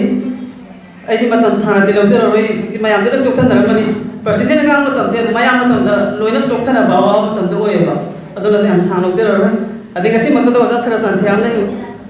oza ai ke siram gi mapu kam mi kam ele na ko gi lai se da kusin da biram yam nungai ji ade bangladesh de gi oza ga ken wari wahi patim de biona wahi khara de biona thar pa ai jo ai no so hai de ba mi na wa hai ba se yes yes habe yang wa ba du adum ngambagi sunu ngai ba ala to lai ira ka thasa ki ne ngasi lai tu ngasi na biram ni oza sar san thiam nei ngoda yam nungai ba pukse bangladesh ki biram pani ka biram mujda ai sadi jadri pa de pa di swai to na saita ki lam da sang ba de gi koi tongan ba nungai ba mahau ngal ka ni phang se adum batung da zai ngami ka se ai su adum ida phona gi ni aduga bayang kadang punna nungai na awa bukti ma kaktoga yang nungai bala bisa samina si punna bukur jari